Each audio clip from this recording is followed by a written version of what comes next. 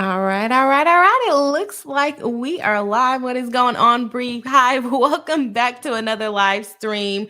What is going on? How is your Thursday going today? We have a couple of cases to get into. We did a vote to see what the channel actually wants to cover. So we're going to try to cover those cases. The winners of that vote, let's see what they were. Let me see.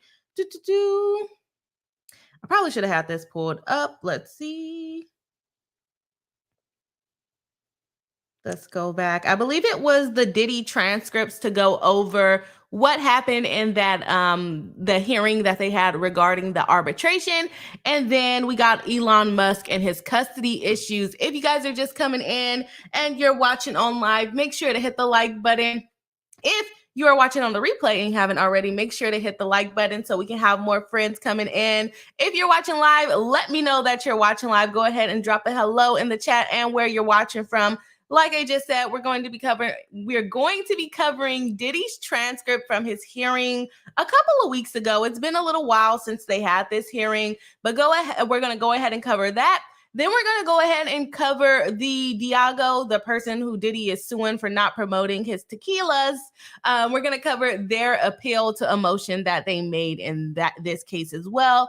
And then we're going to get into Elon Musk and his custody issues that he has going on. That one is going to be a complete live reaction because I definitely have not looked into that yet. Like I said, if you guys are just coming in, make sure you do hit the like button and say hello to everyone. Let me see here. Let me get our little thing. So I wanted to do an applause when we said we're going to cover the transcripts finally.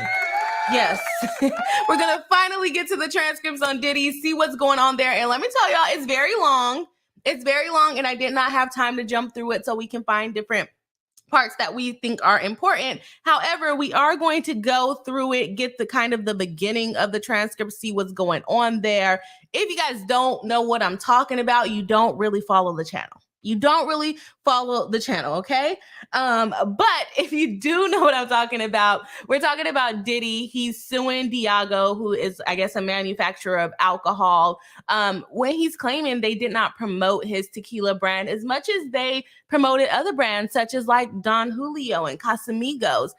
I probably kind of believe him. Maybe they didn't support it as much because I don't even remember what his tequila is called. Yet we are covering it on the channel because he's making a big deal out of it. So we'll jump into that and then we'll get into Elon Musk and his baby mama drama, because how many baby mamas does he have at this point? Go ahead and drop in the chat if you know how many baby mamas Elon Musk have. Let me go ahead and jump in the chat and see who's watching live. We got J Mark. I can't even talk.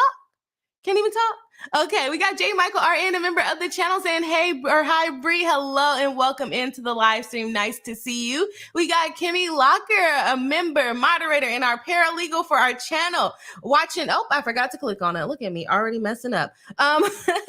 Watching from Atlanta. Hello, welcome into the live stream. Nice to see you tonight, and thank you for gathering the documents for us tonight. Hello, Swanky. Welcome back. We were here on Tuesday. We didn't see you, but it's nice to see you tonight. Saying, oh wait, I thought the poll was asking what we wanted to cover first. Not in general. Oops, I think I voted wrong. Well, what did you vote for? The thing is, Diddy is very long. I still do want to cover the other things, but honestly, everything that was picked to be voted on, they were all long. We're not going to have time to cover all of them in depth. And honestly, I did not have time to review all of the documents and see which parts are important, because it has been a week for me. Like, I've been getting some threats. I've been making some people mad, okay? I've been making some people mad in court and just in general. So it's been a week for me. But no, it's fine. We're still going to cover some good cases, and hopefully we'll be able to get to the thing, at least the things that's on the thumbnail. Hopefully. Okay, Amy Greenberg says, hi from Rhode Island. Hello, welcome in. Nice to see you tonight. J. Michael RN says, hi from WDW. What does that stand for WDW. That is not ringing a bell for me, but we know you are always here watching the live. Hello Swanky saying, what up, Beehive? Hello, welcome in. Nice to see you this lovely Thursday. Kayla Eloisa saying hello from Queens. Hello, welcome back to the live stream. Nice to see you. Lola Waterton saying hello, friends. Hello, and welcome back into the live stream. Nice to see you. Twisted Tony says hello, Kenai Peninsula, Alaska. Interesting. I have never really thought about going to Alaska. I feel like the first thing that really comes to your mind for Alaska is that it's cold. But then the other thing for me that comes to mind is that it's dark 6 months out of the year. But it's not always cold. I feel like it has to always be cold though, right? I don't know. Let us know in the chat. Tanya D, another member and moderator of the channel, saying hello, Bree in chat. Hello, welcome into the live stream. Nice to see you tonight. And Jay, Jay Michael RN says Walt Disney World is where he lives. That's a good one. That is a good one. Not Florida, but Walt Disney World.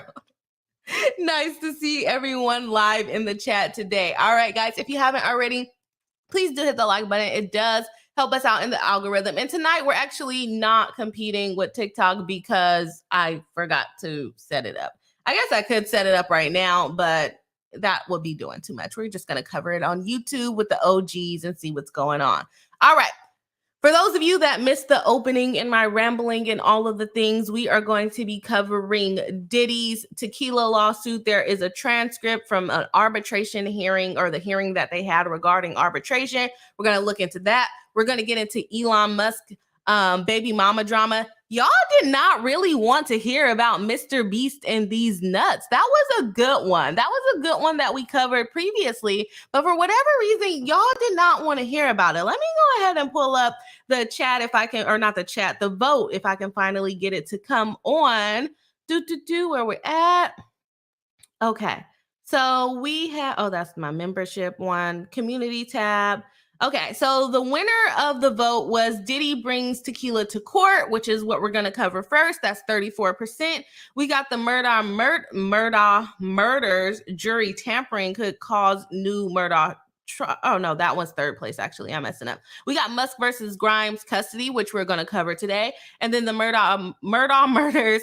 That was next up, and then we got Utah versus TikTok was almost last, and then MrBeast and Deez Nuts. They did not win. I thought you guys would want to hear an update on that case, but that's okay if we don't. That is okay if we don't. We're going to go ahead and jump into Diddy and his tequila case. And we've talked about this a while ago, but we've also talked about this in the context of other lawsuits that we've been covering, including the Lizzo's lawsuit, where she's trying to compel arbitration because that is what is in her contract as well.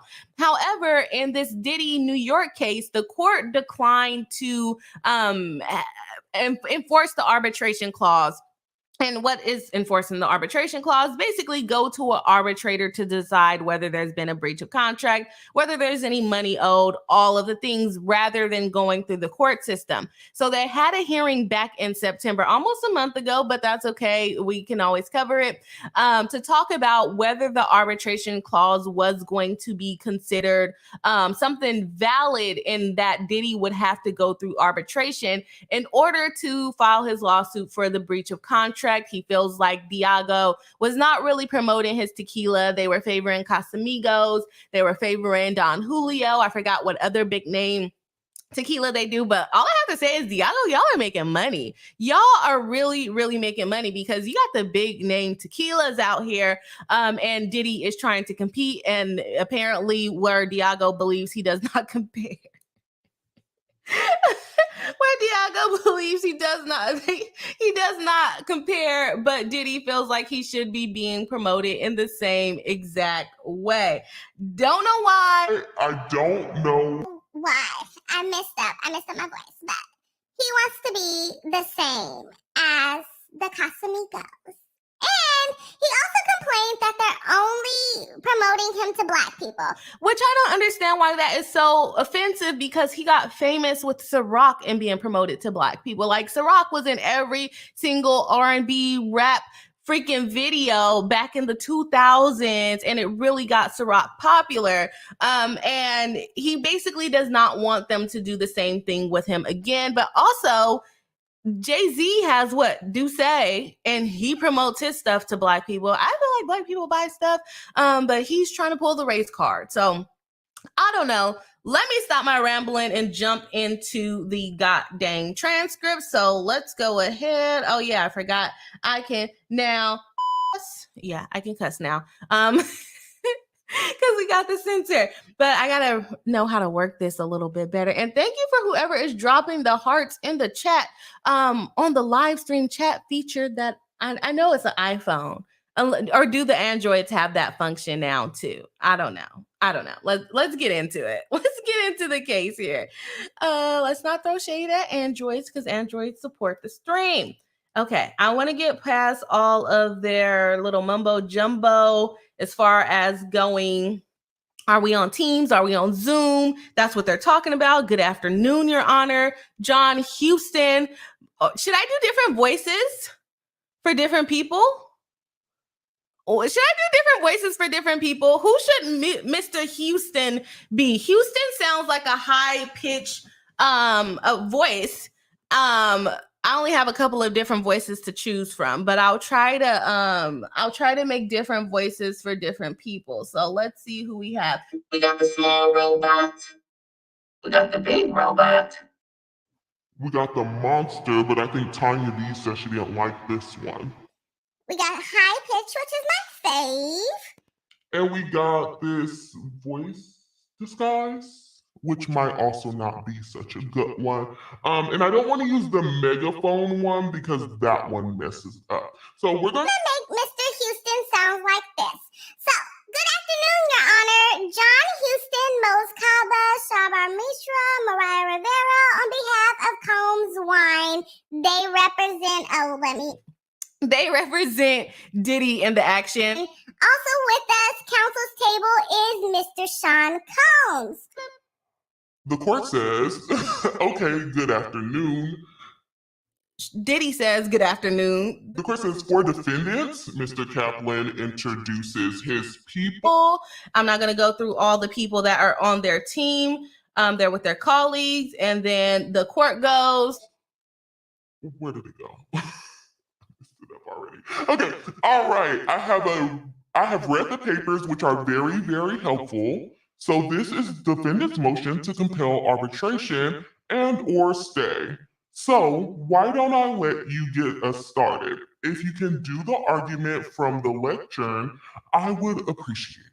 He's basically saying, please stand up. Don't sit at the counsel's table. When I go to court, I sit at the counsel's table. So I get what he's saying.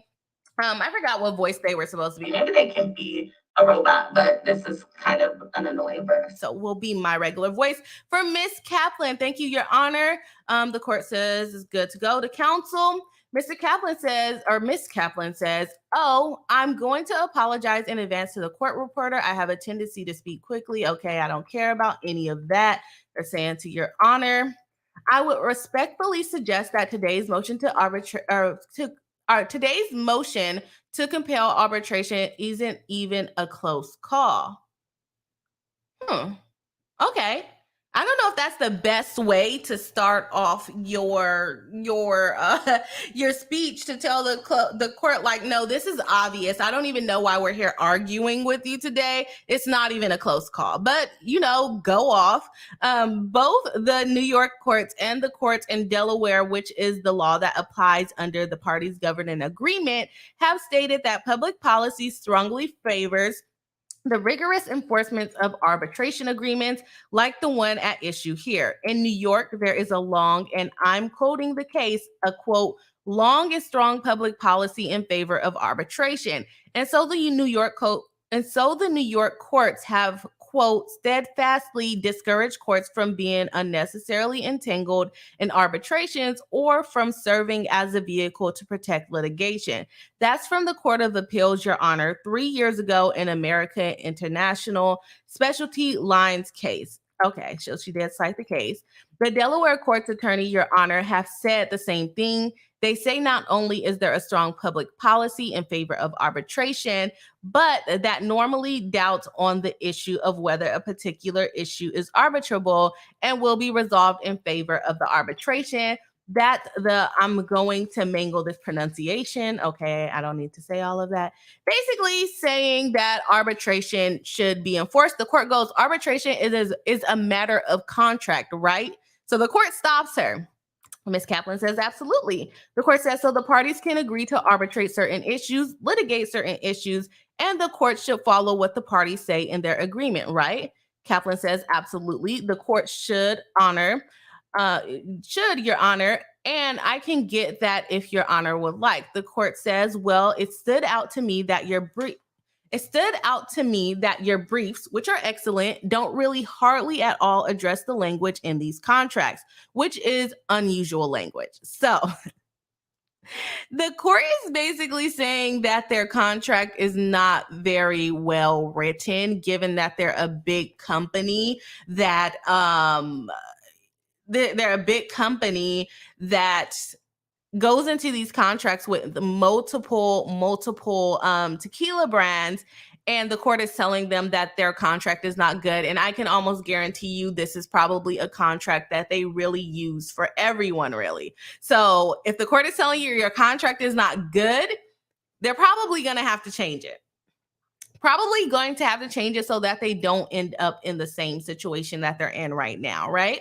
So let's go ahead and see what else they say. It's unusually clear. It seems to me anyway about certain kinds of disputes, including naming a particular paragraph of the agreement. Disputes under paragraph 9. It says, notwithstanding anything else, those can be litigated in court. And you don't really ever address that. Thank you. They don't really address it because it says the exact opposite of what they're trying to enforce. Ms. Kaplan says, I don't think that's what I said, Your Honor, and I'm going to address that right now. The court says, okay. Ms. Kaplan says, section, Your Honor referred to 9.07 in the agreement, which is, the court says, no, I'm talking about 1306.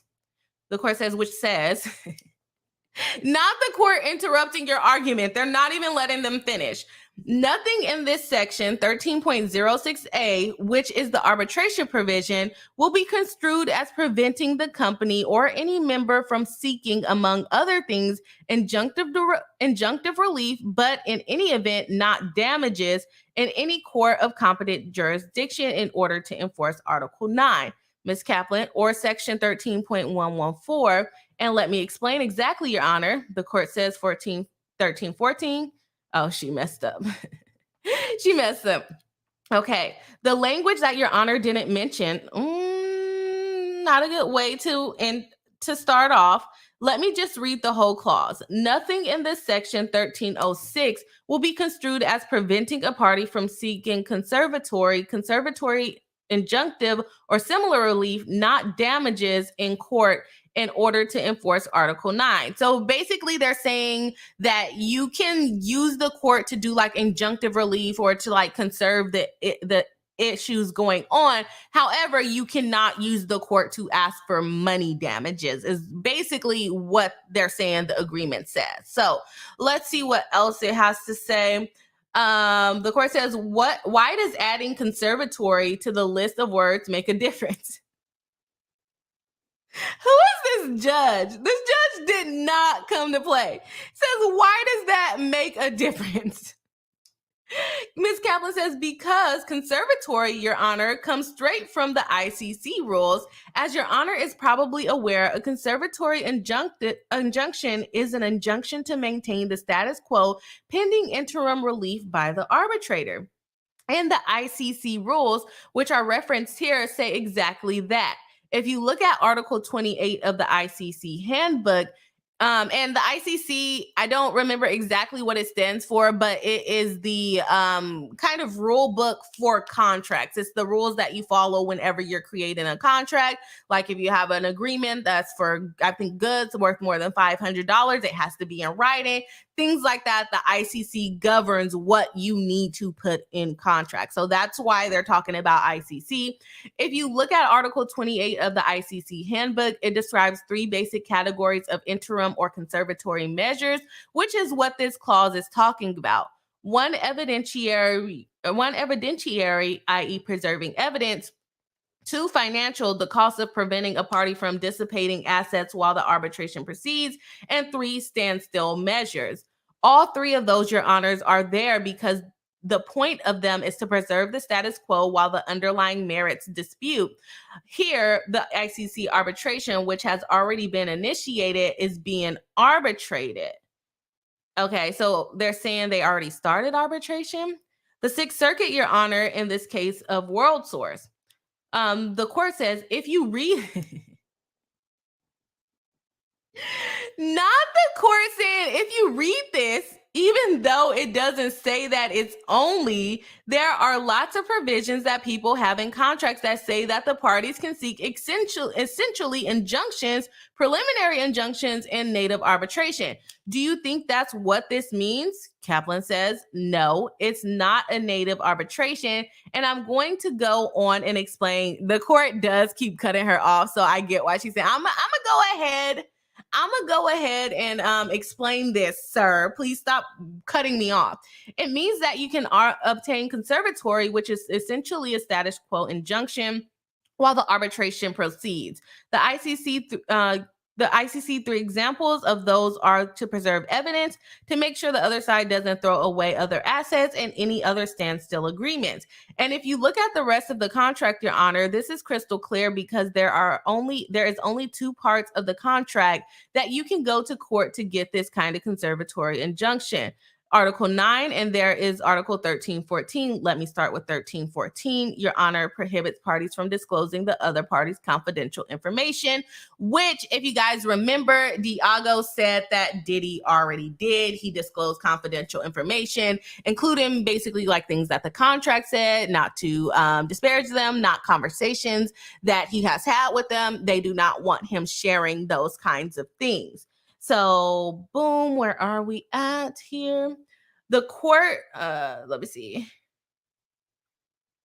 This section requires notice to be given to one side, and if the other party disagrees with the other party proposed disclosures under this provision, they can go to court to stop it. That's conservatory status quo injunction.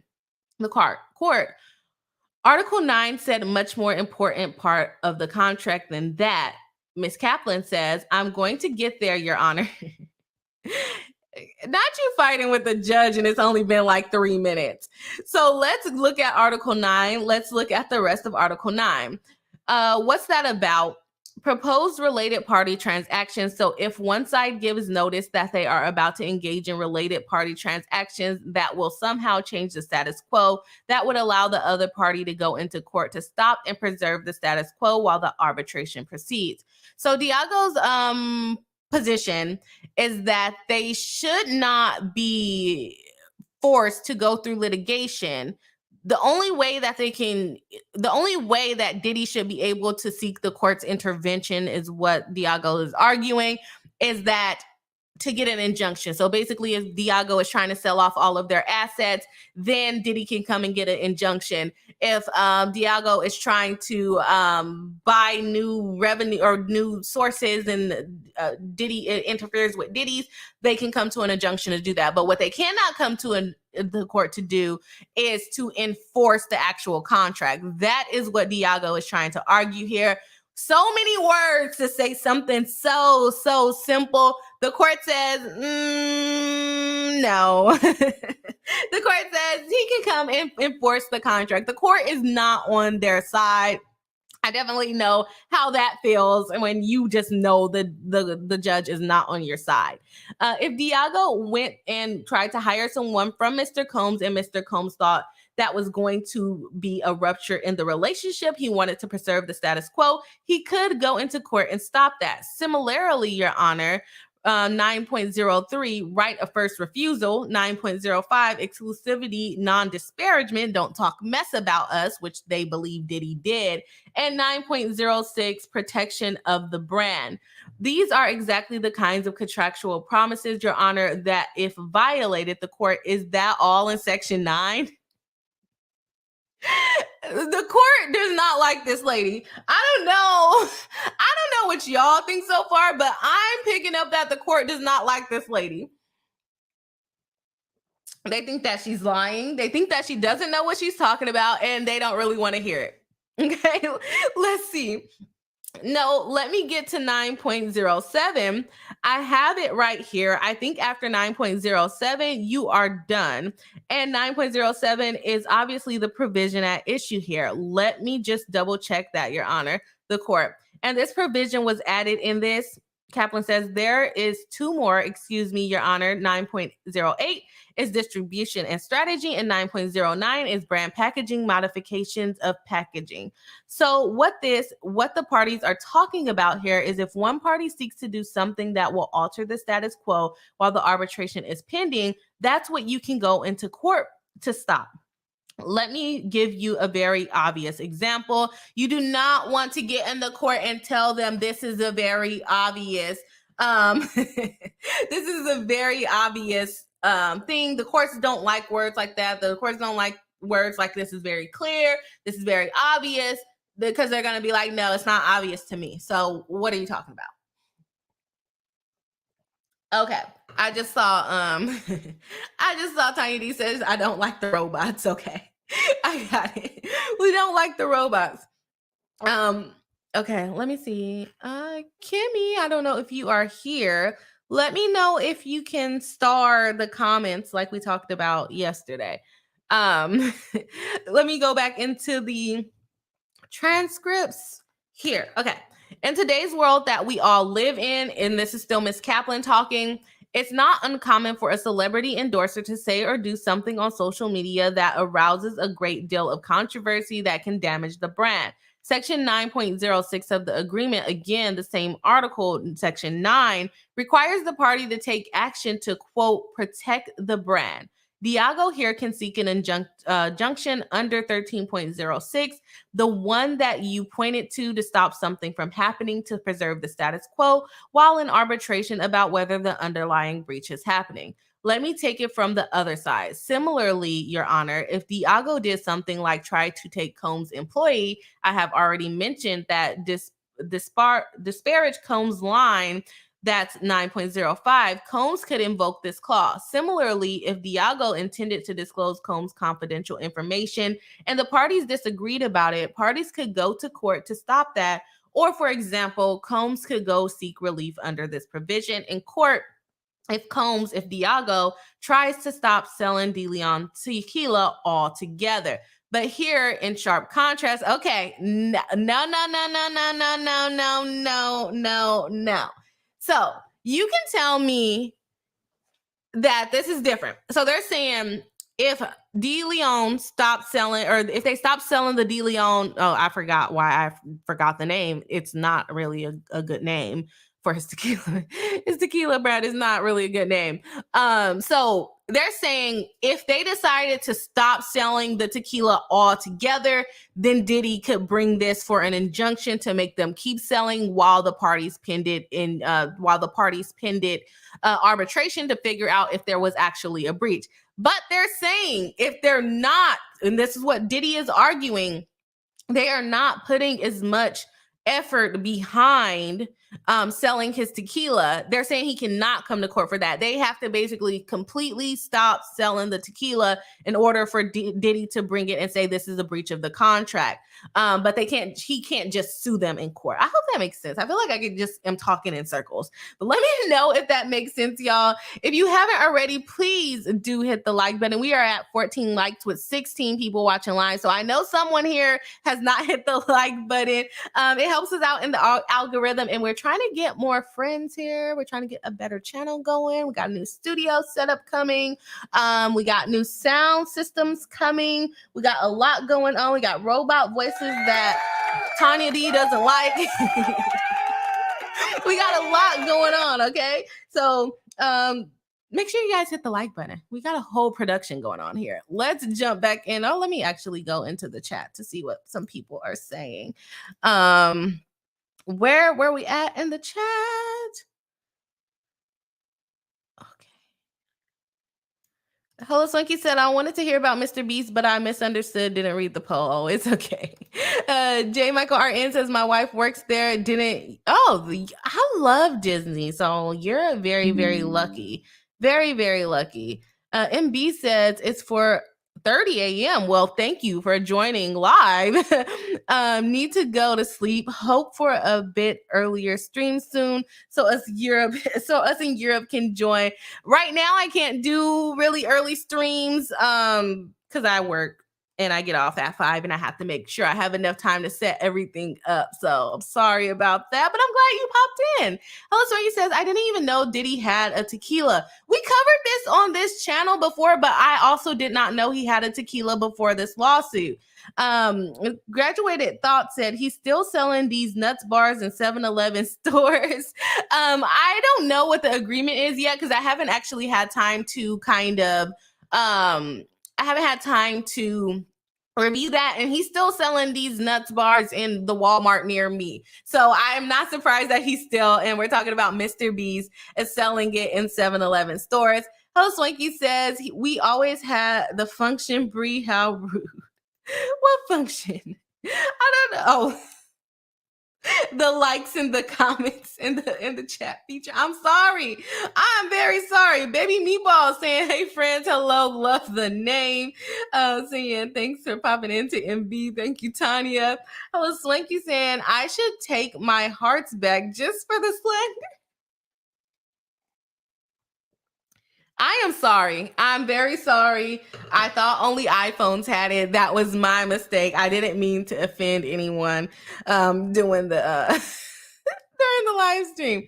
All right. Don't like the robots. Got it. Chris Mullins cracking up. Chris Mullins says, hey, Bree and everyone. Hello. Another member of the channel. Welcome back. Nice to see you tonight. Graduated Thought says Androids have it too. Okay, I was wrong. It's okay. I was wrong. Kimmy Lockett says, that's what we call a compliment sandwich. Chantel says hello to everyone. Say hello to Chantel. Chantel saying hello to everyone. All right, y'all having a whole hello thing. Tanya D is cracking up, and Word says, hey y'all, liked and shared to Twitter. Thank you so much for doing the sharing. I never asked for you guys to share it, so I appreciate that. Kimmy Locker says, today we took a while wrap up, but I'm here now. Oh, that makes sense. That makes sense. And yes, you can star the comment, so that works. Okay, let's jump back into the transcript. This is long of them kind of going back and forth, but let's see what she finishes up here. I want to kind of see what the court says to her from there, and then we'll go from there. Okay, so she's saying if they stop selling the tequila altogether, Diddy can come in and ask the court, can come in and ask the court to force them to continue to sell the tequila. However, this is a sharp contrast, Your Honors. Combs doesn't seek a status quo or a conservatory injunction. They actually don't even seek specific injunction. All they want to do is stop Diageo from breaching the contract without specifying any current ongoing breaches and to make sure it doesn't do it in the future. That is kind of broad. I can see what they're saying. The court says the march through all of the implicable parts of Section 9 to explain. Kaplan goes, sure. What do you think this is all about, and skip over the one? The court says that this case is actually about. The court is saying you're going all around the provision that I already pointed out to you. You're not getting to the point, is basically what the court is saying.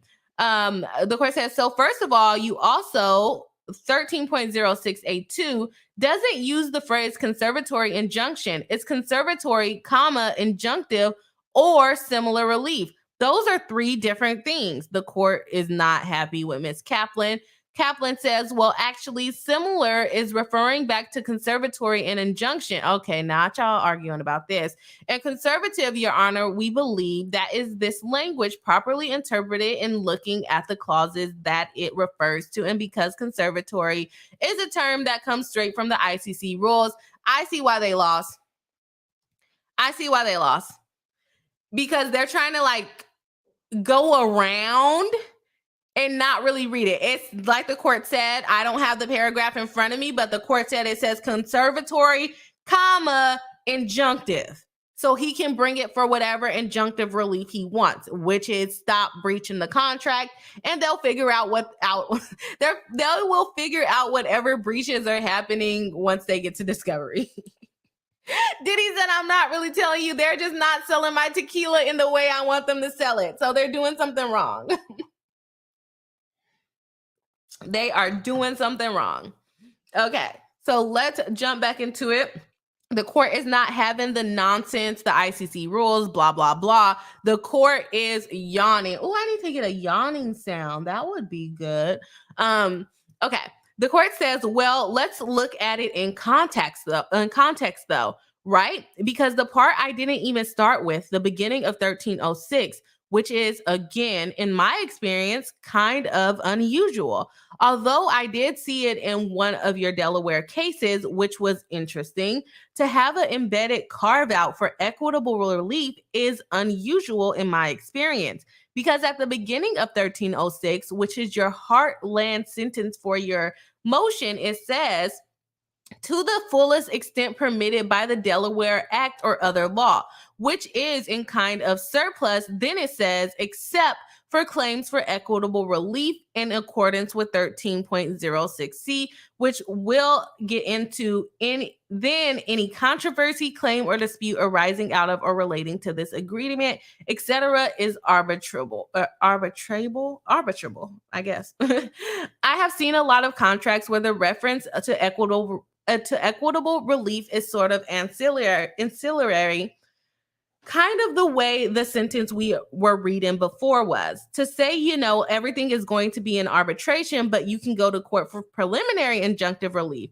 We do that all the time. I see some of the Delaware cases saying that kind of provision is not a broad carve out. I get that.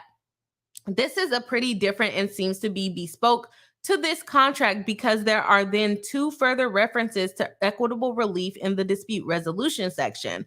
The one we just talked about, but this one is foundational because it divides claims in two. It says essentially equitable claims are litigated, other claims are not. Ms. Kaplan says it doesn't say, no, Your Honor, with all due respect. It doesn't say that. Okay, you're fighting with the judge again. It says the only claims that get litigated are conservatory claims to enforce Article 9 and 13.14. I don't think that's what it says. I don't have the provision in front of me, but I don't think the court is stupid. I don't think that's what it says. The court has explained to you very much. You can't say, you litigate equitable relief, but you can litigate equitable relief here and there, and equitable relief is stuff that doesn't have to do with like money. So like if you want someone to stop doing something or you want someone to do something, the court says, first of all, arbitration provisions are in derogation of common law rights. So you do actually, I know the point that you are on the side. Oh, I was wondering how chats were popping up, but I forgot that Kimmy can pull them up. I was like, how do these chats keep popping up? But we talked about it yesterday. I was like, what the heck? Let me see. So you do actually, I know the point that you are on the side of arbitration, but we have to figure out what the parties were trying to do here. And I know I'm sparring with you a little. Yes, court, you are sparring with her a lot, not a little, a lot. But here, when they are talking about what's going to be arbitrated, it begins with the phrase, except for claims of equitable relief in accordance with 13.06c, right? That's pretty important. That's a pretty important phrase, right? Kaplan says, but 13.0c, Your Honor, doesn't refer to court, and the ICC arbitrators are fully equipped and the ICC rules fully provided for them to provide equitable and preliminary injunctive relief. The only reference report, the court cuts her off again. It says, so you read this as meaning that claims for equitable relief aren't arbitrable? Kaplan says, unless they are under 13.06. Court says, well, it references 13.06C. So why don't we start with that? Yes, I think under 13.06C, claims are arbitrable. There is nothing in here that says these kinds of claims go to court. The only claims that go to court are status quo conservatory injunctions. The court already pointed out that that's not even what that paragraph says, but I digress. It's the only reference to the court that this agreement 13.06. Y'all, I can only imagine Diddy sitting through this. He's probably confused as heck. Confused. Let me know in the chat. Are y'all confused as heck? Because it's a lot of words. They're arguing over these provisions. They're arguing over these words. I don't have the provision in front of me, but I definitely see where the court is coming from. I don't see where Miss Kaplan is coming from at this point. They're trying to hold on to this conservatory injunction. And I'm gonna tell you, I don't know what the heck that means. And they might have explained it up top, but it's so much going on, I don't even remember. But yeah, I don't know what it means.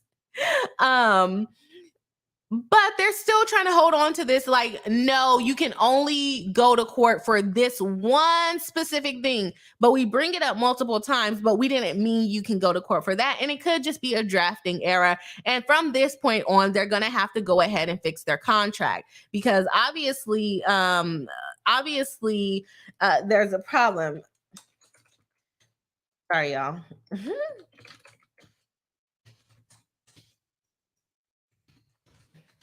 Can y'all hear me typing on this? I feel like I could hear it. Okay, there we go. We got it in there. Okay, yeah. So I know Diddy is sitting in there confused as heck. Like, let me know in the chat if y'all are confused as heck. Kimmy says ICC is International Chambers of Commerce, and Kaplan keeps citing their arbitration guidelines. Okay, thank you for that information. And it's I completely told y'all the wrong thing earlier. Then I was talking about the UCC when we're talking about contracts. So yeah, thanks for calling me out because I was completely wrong about that. Oh, that's embarrassing. We might have to clip that as a sound. Ooh, that's embarrassing. Not you talk about it's the contract, the uniform contract code, something like that. But I said it was the ICC. Girl, get it together. Get it together. Let me jump back into this. Let me see if they get to something. We're not gonna read this whole thing because y'all, we are only up here in this little corner and it's tiny. I don't even know if y'all can see that. It's very tiny and we've made it nowhere. And we already know what kind of happens, but it is kind of interesting looking at the court and this attorney go back and forth. She goes on to say, Your Honor, and that's because a couple reasons. One, those are the two provisions where a status quo injunction makes sense, given that those provisions mean two, under the language of the parties' agreement, that's the only time it says court. And three, the ICC rules, which are incorporated and referenced in this agreement, allows for not only injunctive relief, but emergency injunctive relief. The court says, hold on a second. So the opening sentence of the dispute resolution thing, paragraph says, except for claims for equitable relief, any controversy will be resolved exclusively by arbitration. I think that means claims for equitable relief are outside of the provision. You can, if you have some way of reading that otherwise, and 1306C, which is what it refers to, is pretty broad. It says, notwithstanding anything in this agreement to the contrary, members agree that irreparable damage would occur if any provision in this agreement were not performed in accordance with the terms hereof, and that the members will be entitled to equitable relief, including injunctive relief or specific performance of terms hereon, in addition to the other remedy to which they are entitled at law or in equity. That literally says he can sue. That literally says he can sue. Nothing in this agreement shall mean that the members or the company will be entitled to, or will not be, or well, let me go back. let me not try to be too aggressive here. Members agree that the irreparable damage would occur if any provisions of this agreement were not performed in accordance with the terms hereof, and that the members will be entitled to equitable relief, including injunctive relief, the court telling someone to do something or not to do something, or specific performance of the terms hereof. Again, what is Diddy suing for? Sell my goddamn tequila. Performance of the contract is literally what he is suing about. And this paragraph says he can sue in court for that. And they're saying, no, it doesn't. Kaplan's like, no, those are not the words that are on the same paper that I have.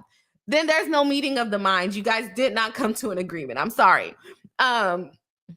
Thus, the provision that is an exception called out in the beginning of the arbitration paragraph. So how do you not read them all together to say that claims seeking equitable relief or specific performance or whatever reason seems like the parties wanted carved those out of the arbitration provision?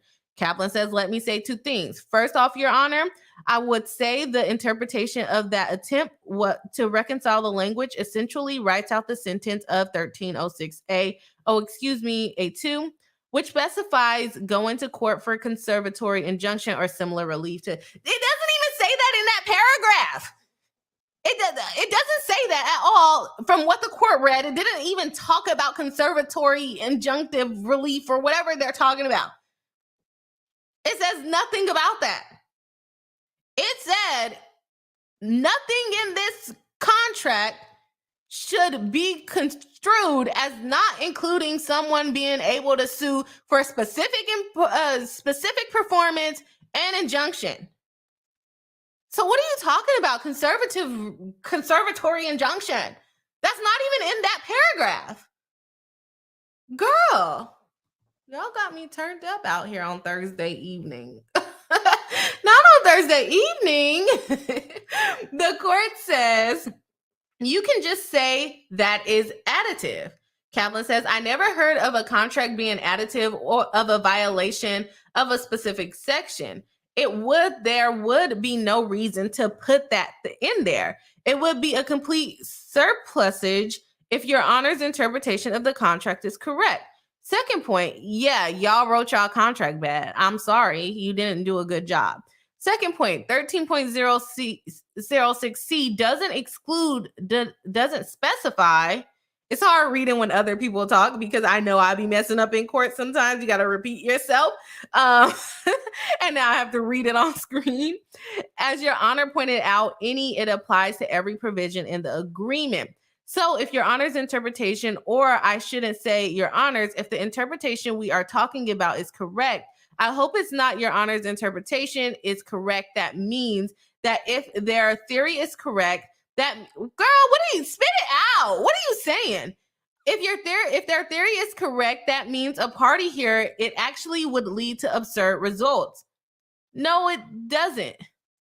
A party here could allege a breach of any provision in this contract outside of 9 and 13. It could say that it wants an injunction, not a status quo injunction, not a conservatory injunction. It just wants a plain old injunction to tell the other side to stop breaching and not to breach in the future. Yes, that's exactly what he's suing for, because that's what your contract says he can sue for. So yes, you're absolutely right, Ms. Kaplan.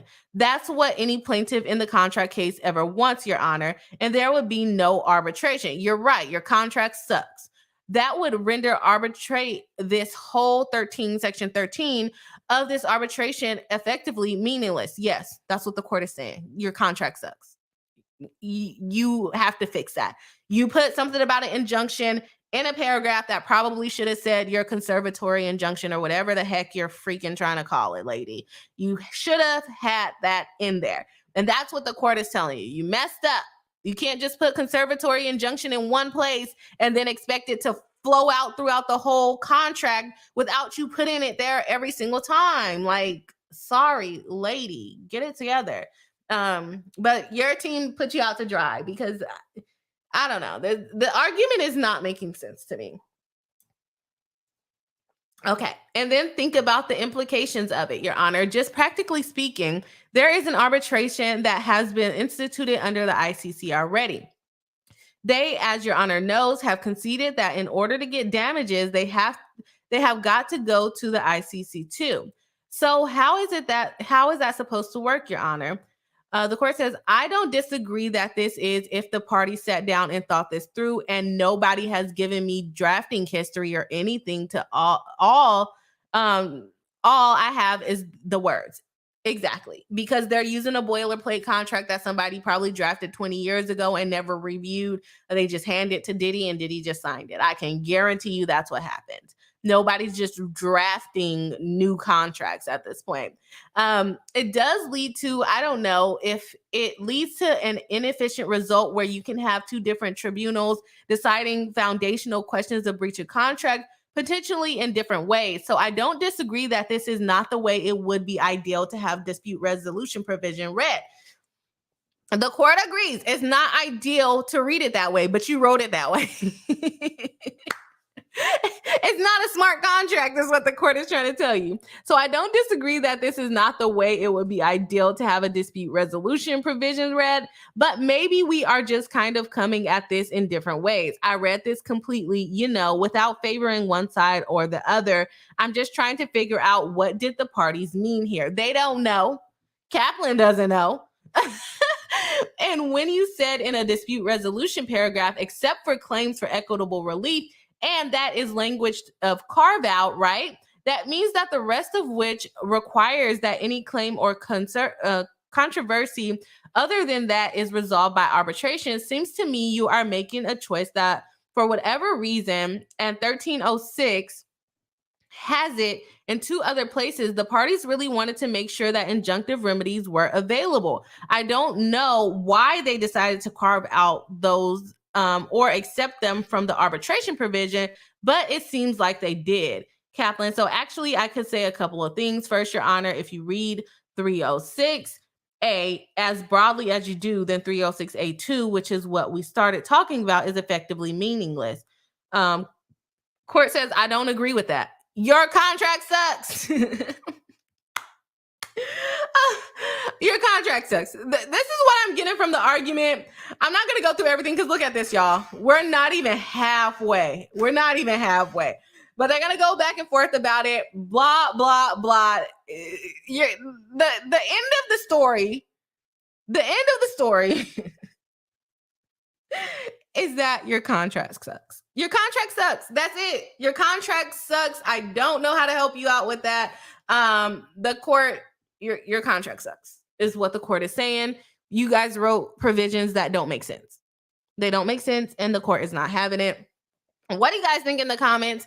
I did ask you guys if it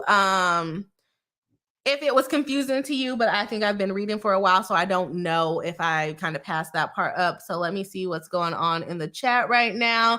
We got 22 likes with 20 people watching live. Thank you so much, Bree. We're doing amazing. We're doing great. Okay. That is amazing. Boom. Okay, let me see if I can find some chats. So, Kimmy, you can pull them up, but you can't start them. Okay, let me go back through it. Y'all are having whole conversations in the chat. Kimmy Locker says she doesn't even go here. Who, the attorney? Tanya D says spicy Brie. It's coming out. And Word says hello Swanky. Just go share it 30 times. Yes, so share my stream 30 lives. I think that's what y'all talking about. Z Seltzer says, I'm loving this elbow cough. Thank you very much, Z Seltzer. Welcome into the live stream. Another member of the channel here tonight. N-word is cracking up. Tanya D says, your contract sucks is my... That's basically what the court is saying. That is basically what the court is saying. There is Miss Kaplan is still talking about halfway through this document. They talk about some more cases here in my opinion, your contract sucks, is what the court is saying. Like, literally, the court is like, no, I know it doesn't make sense. And that's why I'm trying to tell you, your contract doesn't make sense. I agree with you. It should be what you're saying, but that's just not what it says. You didn't write it right. It's basically what they're saying. It doesn't, you did not write it right. Kimmy Lockett says, per my last email, Your Honor. Basically, Kaplan cannot get it. She cannot get it through the judge's head. Z Celsius says, I wish Hogue was here. Yeah, Hogue will probably have a blast with this one. Tiny said, glad you made it to Mary Jane. Oh, I didn't see Mary Jane come in. Hello, welcome in. Kimmy Locker says, I can star them, but other than chats between, okay, that makes sense. If you can star the ones that are like talking about the case, then I can kind of go through them a little bit easier. Yes. So thank you very much.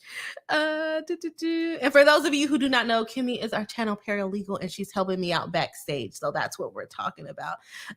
Mary Jane says, thanks to Tanya D, it's hard when streams overlap. Yes, no, I definitely get that. What is this one? It doesn't show me here. Oh, it's like little dancing people, I think. All right. Thank you, Kimmy. All right. So we went through the transcript. We're not going through the entire thing. The court is having a ball chewing out Miss Kaplan. Let me see. Does anyone else even talk? Okay, Mr. Houston starts talking later, but we don't even really need to get to him at this point. We digress. We already covered this on the channel. The court said, you know what, the arbitration clause is not going to apply in this situation. Let me go down to the decision to see if we can get like a clear reading of what the court decides, and then we can move on to the appeal, I guess. This is a certificate. Okay, that's something else. Let's see. Where's the court's decision? I know this is not the court's entire decision, and we might not have to read all of this because there's no other people talking right here. So let me show y'all what I'm doing because it looked like I'm just scrolling at this point. Is this all the court? Okay, yes, the court. Let's go back on the record. Thank y'all very much for the arguments, which were extremely helpful. Briefs were excellent. I'm going to... I love it. I love it. Oh my gosh, when I tell you they do this to us all the time, they be like, yep, sure. So I'm not going to grant your motion. I feel attacked. Right now. Court says... Thank you all very much for the argument, which were extremely helpful. Briefs were excellent. I'm going to deny the motion to compel arbitration. Arbitration is a matter of contract. I need not and should not question the wisdom of the deal that the party struck, even assuming that the particular provisions at issue, at least as I read it, provides for the possibility of parallel proceedings in arbitration and in court. As with the contract case, you start with the language of the contract, and most importantly, the dispute resolution provision of this agreement are somewhat unusual, but in my view, relatively clear. Beginning with the foundation sentence of Section 1306A. So they went through a whole hearing, and Ms. Kaplan and her team was not able to convince the court of anything different. They are still relying on this particular paragraph where it says you can bring a claim for injunction. Is it stupid? The court says yes. It's a stupid provision. It's a stupid contract. You are basically saying you got to go to arbitration and the court and figure it out. Two parallel things going on is what they're basically alleging, or what they're basically doing. It provides for arbitration of any claim. It does provide for arbitration of any claim, any controversy, claim, or dispute arising out of or related to this agreement. But before it gets to that, it says, except for claims of equitable relief in accordance with 1306C.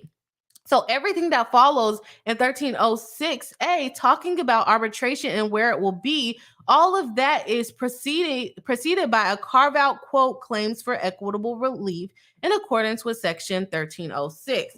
Now 1306C, which is what's referred to there, is similarly broad statement, quote, notwithstanding anything in this agreement. So not even just this paragraph, not even just section 13, anything in this agreement to the contrary, the members agree that irreparable damage would occur if any provision in this agreement were not performed in accordance with the terms hereof, and that the members will be entitled to equitable relief, including injunctive relief or specific performance of the terms herein, in addition to any other remedy to which they are entitled to entitled at law or in equity. So, in essence, they're basically saying, yes, you can go to arbitration if you believe that there has been a breach. Go to arbitration.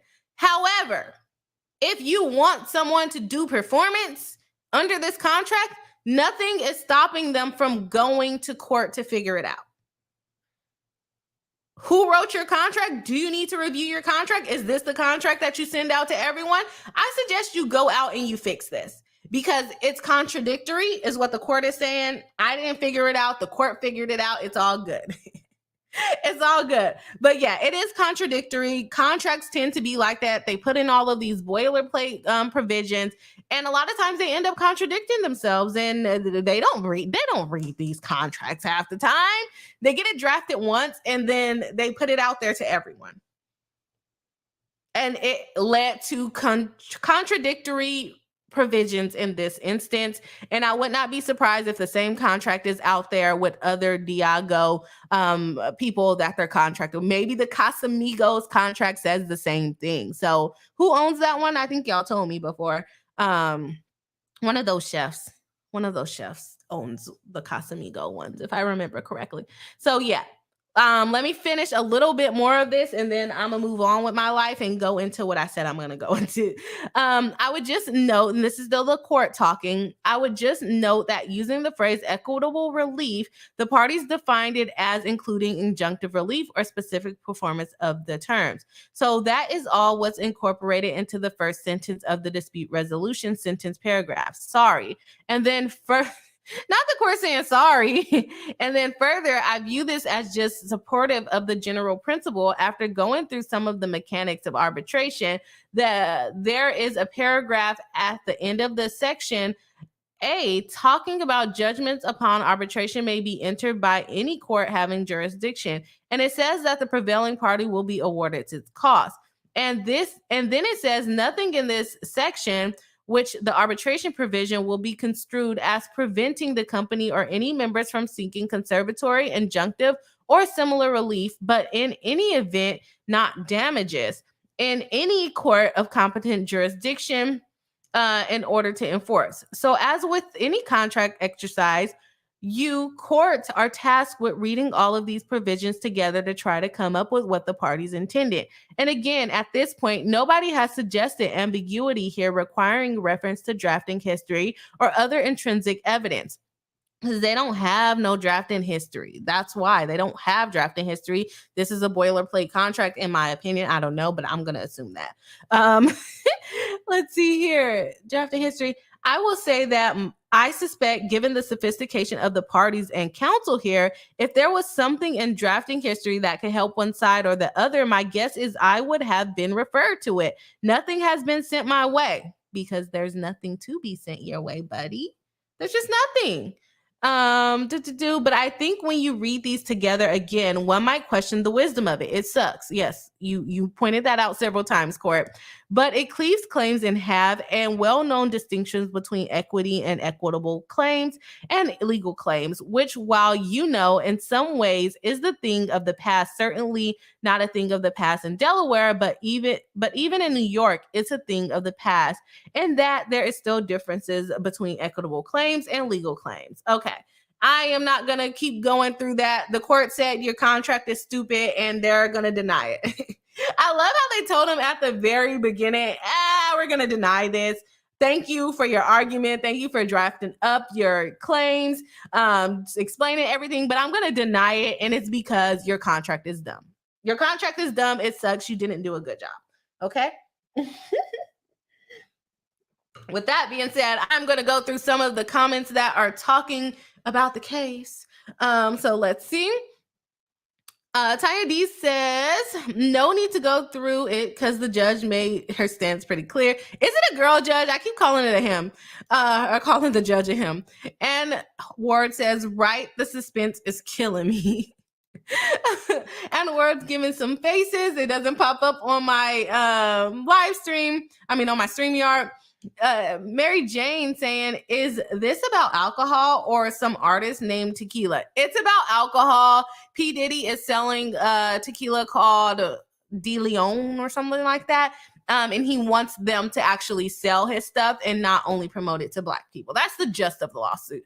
Tanya D says, no, it's about alcohol. Yes. Cheryl Reed, hello, welcome into the live stream, saying, it's a good thing the judge or their clerk reads it. A lot of cases could be messed up unnecessarily. Are you talking about like reading the contracts and stuff?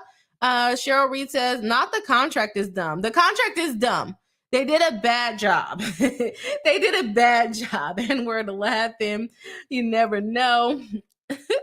Mary Jen, or tell us what he says to Mary Jen. Exactly. I think that's why it's so funny, because it generally could have been a person, the tequila, or a celebrity selling tequila. That is true. Because what's that girl name? Her name was like Tila Tequila from like what do you call it? What do you call it? Tila Tequila. She did like reality TV. Yep. Kimmy just said it. Tila Tequila was a person. Yeah. All right. So we are going to move on, still in Diddy's case, which took an hour, but I didn't mean for it to, but it's so long and it's hard to jump around. It's okay. Okay. Let's go ahead and get rid of this transcript. And then we have Diego's. We're not going to go through their answer. Notice of appeal. So as we talked about, their request got denied. Is my camera blurry to y'all? It looks blurry to me. Let me know. Their request got denied, and then they tried to file, I think, like a motion. Let me go into my drive. Their motion got denied for arbitration, as we just read. And then they did a notice of motion to re-argue. They wanted to go back to the court and re-argue, as if the judge did not already chew Miss Kaplan out, okay? And then that got denied. And then now they are doing a motion to appeal. So let's go ahead and take notice. Let's read the notice of motion to appeal. What are they going to do? They're going to appeal the decision to the Court of Appeals to see if they will construe the provision a little different than the trial court did. One thing about doing appeals is that the court gives a lot of discretion to the trial court in determining whether they abuse any discretion in their interpretation of the contract. So let's see their notice of appeal. They go on and say, please take notice the defendants Diageo North America by its undersigned counsel hereby appeals to the appellate division of the Supreme Court, First Judicial Department, from the decision and order issued in this action by Honorable Joel Cohen. I think that is a guy, so I was not inappropriately calling him a her, or her a him. Justice of the Supreme Court of New York, dated September 7, 2023, and entered in the office of the county on September 8th, which denied defendants' motion to compel arbitration or dismiss. Defendants appeal from the court's decision and order insofar as it denied defendants' motion to compel. A copy of the notice of entry of the decision of order is annexed here too. Okay, so they are taking it up to the Court of Appeals, which is going to pause the case in the trial court, which is why civil litigation takes forever. It takes forever. It's going to pause their case in the trial court. Potentially could move some things forward, but since they're appealing the right to arbitrate, it's probably going to pause their case. So sorry, we are not going to probably have very much update in the tequila case much further for quite a while, most likely. Okay. And Ward says Diddy needs to be brought up on charges for Tupac. Let's talk about that. Hey, all of that is speculation, though. We can't talk about that. Like, we can speculate on our channel, but we can't really talk. We need the court documents. Okay. We need the court documents. It is hot in my office today, but I'm also drinking champagne. So maybe that is the problem. Okay, what are we covering next? Elon Musk. And like, I never thought I would talk about Elon Musk on my channel because he doesn't really do anything that I'm interested in. But now that he has about 45 baby mamas, he will fall into my realm of content, which is how we are here today because Elon Musk is in a custody dispute. I don't really know what's going on with it. It's going to be a complete live reaction. I have no idea who's suing who. And let's see. Let me know if you guys heard about Elon Musk in this lawsuit. It looks like the interest of the children, they cut out their names. Let me see. I can't see who's suing who here. But I'm pretty sure it's the lady suing him, if I'm not mistaken. Okay, let's jump into it. Let me know in the chat if you have heard of this case before. We are sitting at 24 likes with 20 people watching live. If you have not hit the like button yet, please do. It helps us out in the algorithm. And our goal for the stream is to hit 30 likes. If you hit 30 likes, I don't know what the prize will be. Drop in the chat what you would like the prize to be if we hit 30 likes for the live stream. All right, let's go ahead and jump in. Oh, while we're here talking about likes, I know I said that we were going to do the live stream this weekend, the members live stream this weekend, but I cannot do it this weekend. I am going to look into my calendar to see if I can do it next weekend. But this weekend is not going to work, sadly. So for those of you that were anticipating having the member stream this weekend, it's not happening, but I will let you know when it does happen. Okay. Okay. We are still at 24 likes. So if you haven't hit it, please do. Okay. Jumping into Tiny says, girl, it's the liquor making you hot. It has to be. Has to be. Kimmy Logan says, Elon Musk and Grimes have dueling petitions. Okay. The one you are reading is Musk filing in Texas. Her filing is in CA, but it's sealed. Okay. Thank you very much, Kimmy. That's why we have our channel paralegal. Thank you very much. I just get on the stream and drink champagne and laugh at myself. I got to put my camera in a different position because when I go like this way, well, that's why I'm going to have the two cameras. That will fix that issue when I have the two cameras. Because the super chat blocks my face when I lean in to read the super chats. Okay, let's go ahead and jump into Elon Musk baby mama drama. How many baby mamas does Elon Musk have? Let me know. Let me know in the chat how many baby mamas he has at this point. He's over here like a basketball superstar at this point. Okay, we got sensitive data. These are for these children. This is a petition to adjudicate parentage and suit affecting the parent-child relationship, which to me, I'm a little confused. I'm not a little confused. They filed in two different states, honestly. So this is going to be a similar situation to the Joe Jonas and Sophie Turner and determining which court actually has jurisdiction to hear this case. And who's going to have jurisdiction to hear the case? Where do the kids live? Where do the kids live? Okay. So Musk filed in Texas. So does Elon Musk live in Texas? I would assume that he lives in California. So do the kids actually live in Texas? So let's see. Mary Jane says Elon gets around. Yes, he does. Z Seltzer says 4 baby mamas. That's it? I thought there was more. I don't know why I thought there was more. Cheryl Reed says, well, he can definitely afford to pay child support. Who wants to pay that much child support, though? That's a lot. That is a lot. Okay, let's see. Discovery level. Discovery in this case is intended to be conducted under level 2. Don't know what that means. This is a petition to adjudicate parentage and suit affecting the parent-child relationship. Who's the baby daddy and what kind of custody do they get? In short, that's what it says.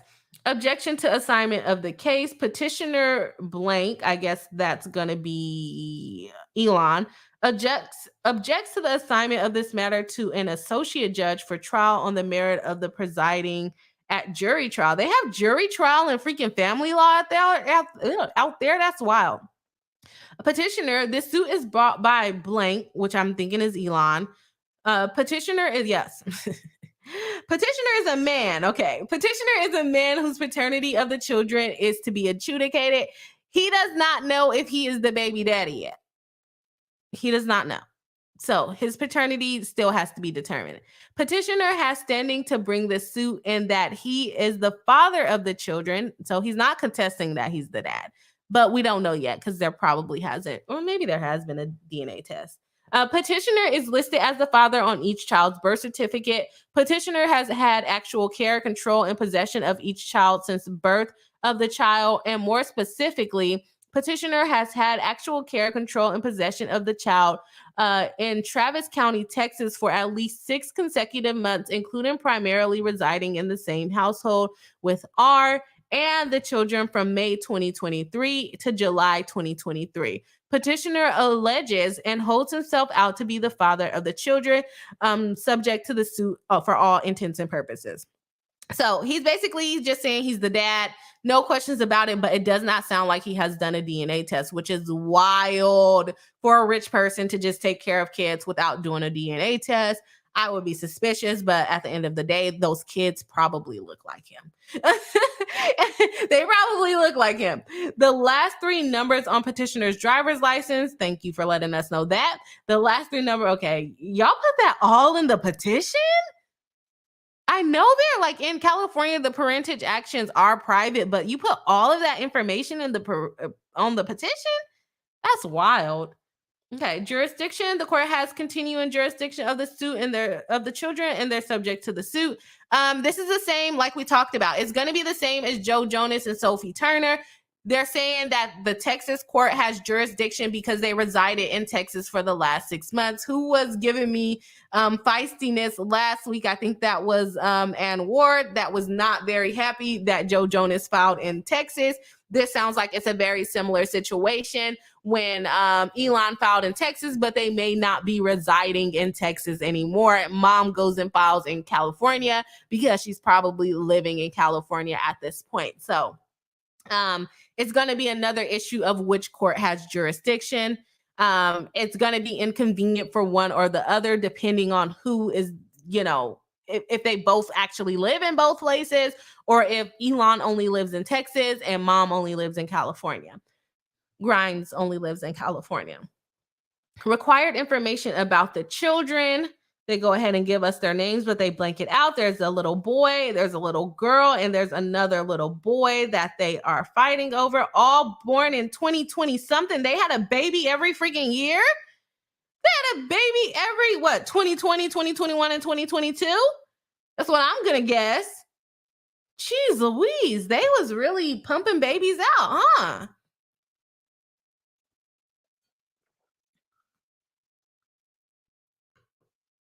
Okay. Sorry, y'all. I was like, what does it say? They're basically saying the adjudicated parentage, that Elon should be determined to be the father of these children, the 3 children that was born to the mother Grimes. Persons entitled to citation. The mother of the children, the subject of the suit, blank, responded. Process should be served through her attorney of record. Alternatively, wherever she may be found, there are no court orders, conservatorships, court-ordered guardianships, or other ordered relationships affecting the children of the suit. So basically, only the parents have parentage over them. They only have custody of them. No one else took custody from the parents. Alleged non-resident entitled to citation. E, the mom, named above, is, as of recently, an alleged non-resident of Texas in an apparent attempt to circumvent the jurisdiction of the court. Another issue, this is just like Joe Jonas and Sophie Turner.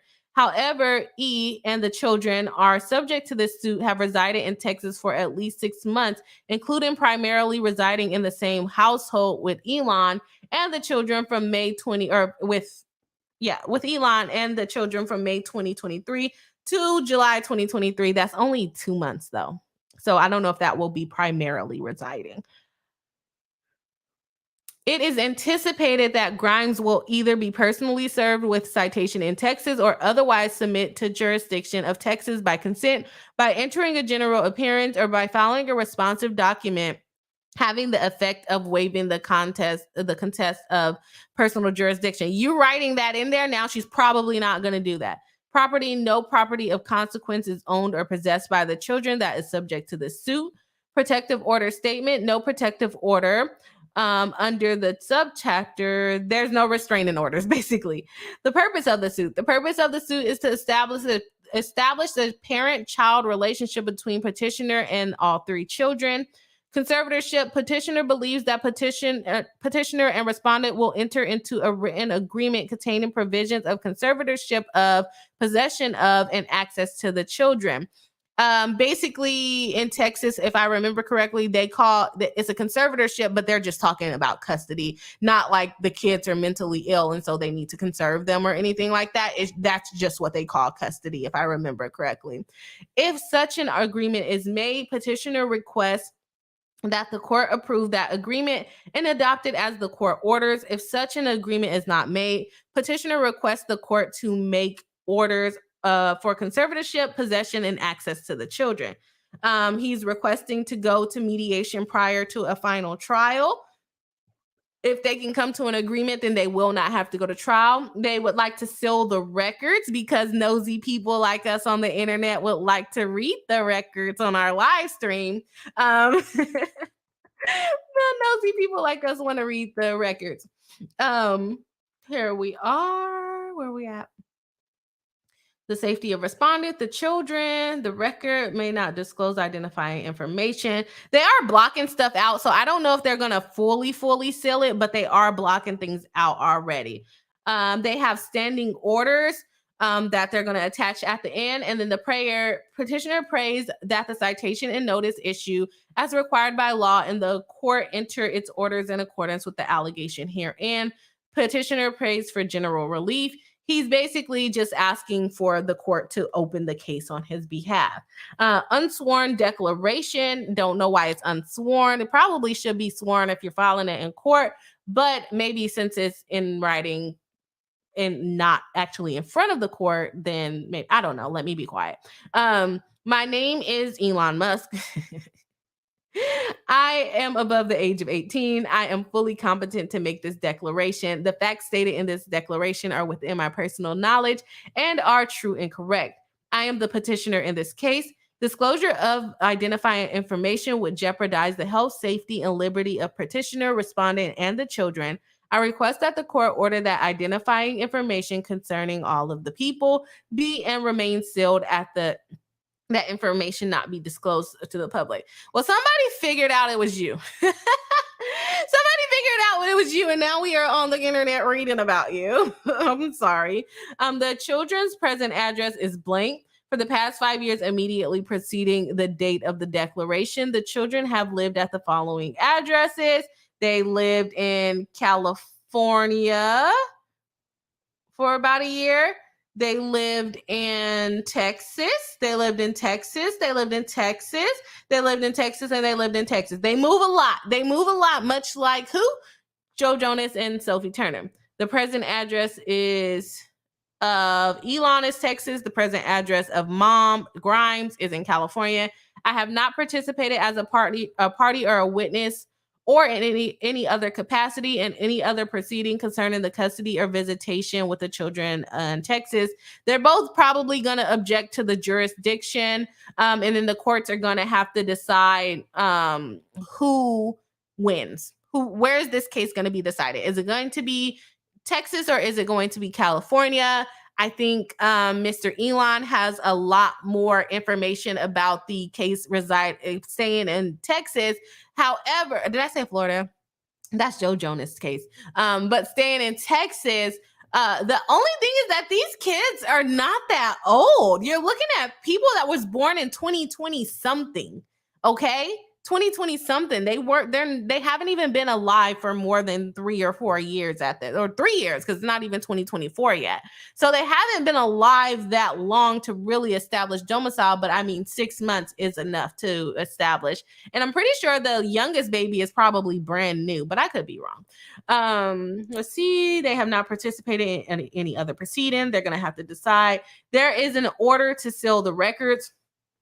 So the court agreed that the record should be sealed. That's why we are seeing that everything is blanked out here for us. We are not going to be able to see the identifying information. These are Travis County standing orders for family law. It basically tells them they can't do certain things. They have to follow the court rules. We're not going to go through all of them because it's a lot of words and I'm tired of reading already. So boom, the courts put that into place. Everyone that opens a case pretty much has to follow those provisions. What do you guys think? That is very, very similar to what we just went through with Joe Jonas and Sophie Turner, or what we're still going through with them, right? Good thing about them is they're actually coming to a decision. So that's going to benefit them and their children and also save them money on like attorney's fees. But in this situation, it's a little bit different. Kimmy Locker says Elon Musk has fathered 11 kids. That's a lot. With 3 mothers. Okay, so he's not that bad. He doesn't really have a lot of baby mamas. He just got a lot of darn kids. With 3 mothers, 6 with the first wife, 6 kids. Justine Wilson, 3 with on and off again girlfriend Grimes, and twins with his employee Siobhan Zillis. Oh, girl. Why'd you do that? I mean, I guess he got money. Mary Jane says, Kimmy Locker, what? 11? Yeah, 11 kids is what she's telling us. I knew he had a lot of kids, but for whatever reason, I also thought he had a lot of baby mamas. So sorry for disparaging you, Mr. Elon, saying you got a lot of baby mamas. You don't. You got a reasonable amount. Cheryl C says, isn't he the father of Amber Heard's child? Supposedly, that's alleged. Somebody did say he had 4, but the Amber Heard thing is alleged. I don't think it's come out yet. Z Seltzer says, yes, he does. These were born by surrogate. Really? Why did she live with them then? Why did she live with them if it was a surrogate? And Kimmy just said it was on and off again, girlfriend. Kimmy Locker says Musk isn't contesting paternity. As I understand it, this is the custody process for non-married couples, at least for this jurisdiction. Yes, no, he's not contesting custody. He wants to establish custody because just signing a birth certificate does not make you the father. You have to actually, if you're not married, you have to actually go to court and get a order saying that you are the father. At least in California, that's how it works. So, and apparently in Texas, and that's why he's asking for his paternity to be established. And at this point, it doesn't seem like he even cares if DNA is related. He already said he held himself out as the father, and that's enough to make you the father. Mary Jane says, who gets to name them? The kids? Kimmy Locker says, this was a task and a half to track down, so I wouldn't be surprised if little to no filings are publicly available moving forward. I wouldn't be surprised about that either. Somebody found it, though. Cheryl Reed says, does Grimes have a profession? I don't know. It hasn't said anything. Chantel says, isn't Grimes a singer? I have no idea who she is. Kimmy Locker says Grimes is a Canadian musician and songwriter. So yes, she is. Chris Mullen says he also has a child with Amber Heard. Has that been proven to be true though yet? Do y'all know? I don't know. Okay. Let's see. And one with Amber Heard. Everybody saying that Grimes is Canadian. I think I already did all of those ones. Chris Mullen says Elon gets around. That's what they saying. Hello Soy said 3 is a lot of baby. I'm trying to be generous. There's a lot of people with 3 baby mamas and 3 baby daddies these days, and I don't want to offend anyone. Hello Soy says 3 is reasonable. Where's my buttons? 3 is reasonable. Well, not as cussing on the live stream, but yeah, I'm trying not to be offensive, okay? Ella Swanky, I don't want to be offensive to people. Kimmy Locker says Chris Mullen, his seed does at least. Ella Swanky says, isn't the Amber Heard stuff speculation and rumors, or has that been confirmed? I think it's still speculation, but I also don't keep up with either one of them, so I don't know. I honestly don't know. Kimmy Locker says, if Musk wasn't a rich white male, I'm pretty confident the conversation surrounding his children and their mothers would be very different. That is also true. That's why I just came straight out and said baby mamas, because that's what everybody else would say if he wasn't white. Z Seltzer says, I think the first may have been natural, but the younger 2 are surrogate. But they like enter into a contract with a surrogate together. Is that what you're saying?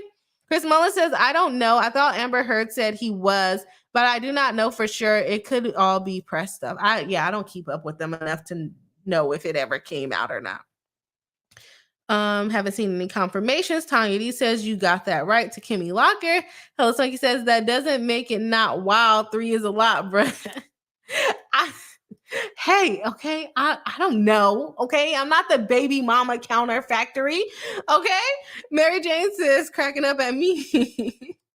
It says, man, people with 3 baby mamas / daddies know they have a lot of baby mamas / daddies. They know. I'm just trying not to be offensive on my live stream, girl. Like, come on. Man. You don't gotta call out the people with multiple baby mamas and baby daddies. That is a lot. But, it could be worse. We could be talking 5, 6. Y'all heard about the random man on Atlanta on TikTok? So, yeah. Okay, Hello Swinky says, things happen, divorce, blended fams, multiple baby mamas / daddies isn't a moral failing. It's just objectively a lot. It still just sounds bad. Like, you can't tell me that doesn't sound bad. Like, if you say you had like 3 or 4 boyfriends, that's not a big deal. But when you be like, you got 3 or 4 baby daddies, people be like, oh no, this girl can't keep her legs closed. But the whole time, the legs was open for the boyfriends too. You just happened not to get pregnant. I don't know why it's a stigma, but it is. And I don't want to offend anybody. I'm sorry. Z Sosa says, no, Elon did it on his own when he broke up with Amber Heard. They had custody fight over the embryos. So you're talking about the twins are surrogate. The twins that he has are surrogate, not the ones with Grimes. Chantel says, I hope the court asks us why he insists on using keyboard symbols for his children's names. I don't think that's an important part of the case. I'm sorry. Hello Swanky says, laughing my A off. Laughing my A off. I hear you, Bree. I'm making fun of my own relatives here, full disclosure. I was like, don't you kind of got all right. Mary Jane says, LOL, it could be House of Usher. I got it. Ella Swinky says, exactly, so you agree. Okay, I'm done. I'll make fun of my relatives offline. Basically, it happens. It definitely happens. Okay, let's go ahead and see. That was all that we have for Musk. I'm not reading all of their little boilerplate custody things that they have to follow there. What else did we have on the docket for today? What else do we have on the docket for today? I have the Utah TikTok thing pulled up, but that one's super long, so I don't know if I really want to go through that. Where is my YouTube? Okay, so we had, I want to cover MrBeast, but y'all don't want to. We got Murder on Murders. Do we have something on that? Murder on Murders? I didn't see. Oh, here we go. Because Kimmy got it all together. Kimmy got it all together. Thank you very much. Oh, this is long too. This is long. We only talked about like one thing that's actually on the we only talked about one thing that's actually on the thumbnail. So let me actually try to look at the MrBeast thing. Do we have the MrBeast thing? Not seeing it. Not seeing it. I see MrBeast. Okay, yes, we do have some MrBeast stuff. Okay. Ooh, settlement for MrBeast.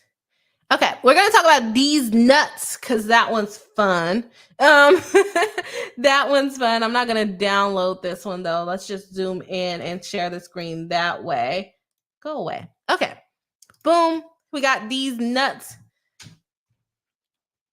Okay, so Deez Nuts, which was a nice little peanut company that sued Feastables, who is MrBeast's companies, decided to let the court know that they are settling the case. Plaintiff Deez Nuts and defendant Feastables, by and through the undersigned counsel, filed this notice of settlement agreement in principle as a courtesy to the court. The parties are scheduled for hearing on plaintiff's motion for preliminary injunction on September 22nd. Oh, this is old. I missed this. at 10 a.m. before the Honorable Marcia Morales Howard, the parties have been engaged in settlement discussions and have reached a general agreement. They are finalizing the details in a formal agreement and do not believe they will need to engage in a hearing on the pending motion on Friday. The parties request the Honorable Court keep the motion pending as the parties finalize the agreement. The parties will provide a status update within 14 days. Wow, this is old. I did not know that all of this happened. So they way back in, what was this? This is from, it was filed on September 21st, so they canceled the hearing for the next day.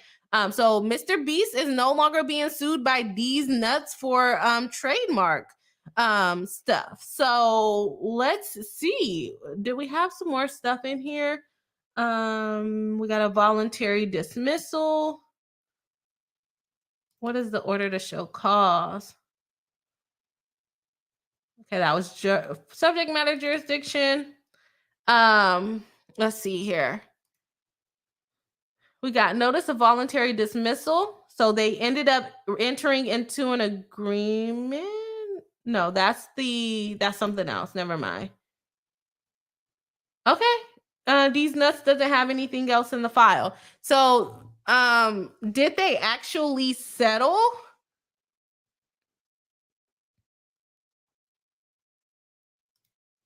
Sorry, y'all. I'm trying to see if I have the documents in the back. Okay, yeah, no, I have that one, Kimmy, for Murdaugh. But yeah, I guess they're settling. It's not necessary. That didn't say they already settled, to tell you the truth. It just said that they're working on settling it. So I don't know. Are they fully settled? I don't know, but they did say they were working on reaching a settlement agreement. I'll have to check back and let y'all know next week if they actually settled or not, because I don't have time to type that all up right now. And I don't know if Kimmy has time for that. So that's MrBeast. So we covered two things. We covered two things on our thumbnail. What else was on our thumbnail? What the was on our thumbnail, y'all? What was on there? We had MrBeast. We had what was on the thumbnail today? MrBeast, Elon Musk, and Jason Derulo, which is also something that is long. Sorry, y'all. I gotta stand up. My legs are going numb. I feel like I sit so much now that it starts messing with my sciatic nerve, nerve or artery. It's making me feel weird. So let's see. What do you mean boss mode? Oh, Kimmy is a rock star. Yes, Kimmy got it all together for us. We got a lot of stuff back here, but I'm too exhausted to read all of the rest of the papers. Yeah, we got all of MrBeast. But those were the ones for the other cases, though. I didn't want to talk about those ones. I only wanted to talk about Deez Nuts. I didn't want to talk about Beast Burgers. Are these also Beast Burgers? No, these ones, yeah, these ones are Beast Burgers. I didn't want to get into that one today. But Deez Nuts was voluntarily dismissed, or working on a voluntary dismissal. I don't know if they actually dismissed it. My ears are getting hot. Okay. So let me see here. We also have Derulo. Since he's on the thumbnail, I think I'm going to go ahead and briefly share it. Why did it disappear like that? Go away. Okay. We are going to go ahead and jump into the Derulo SH sexual harassment complaint.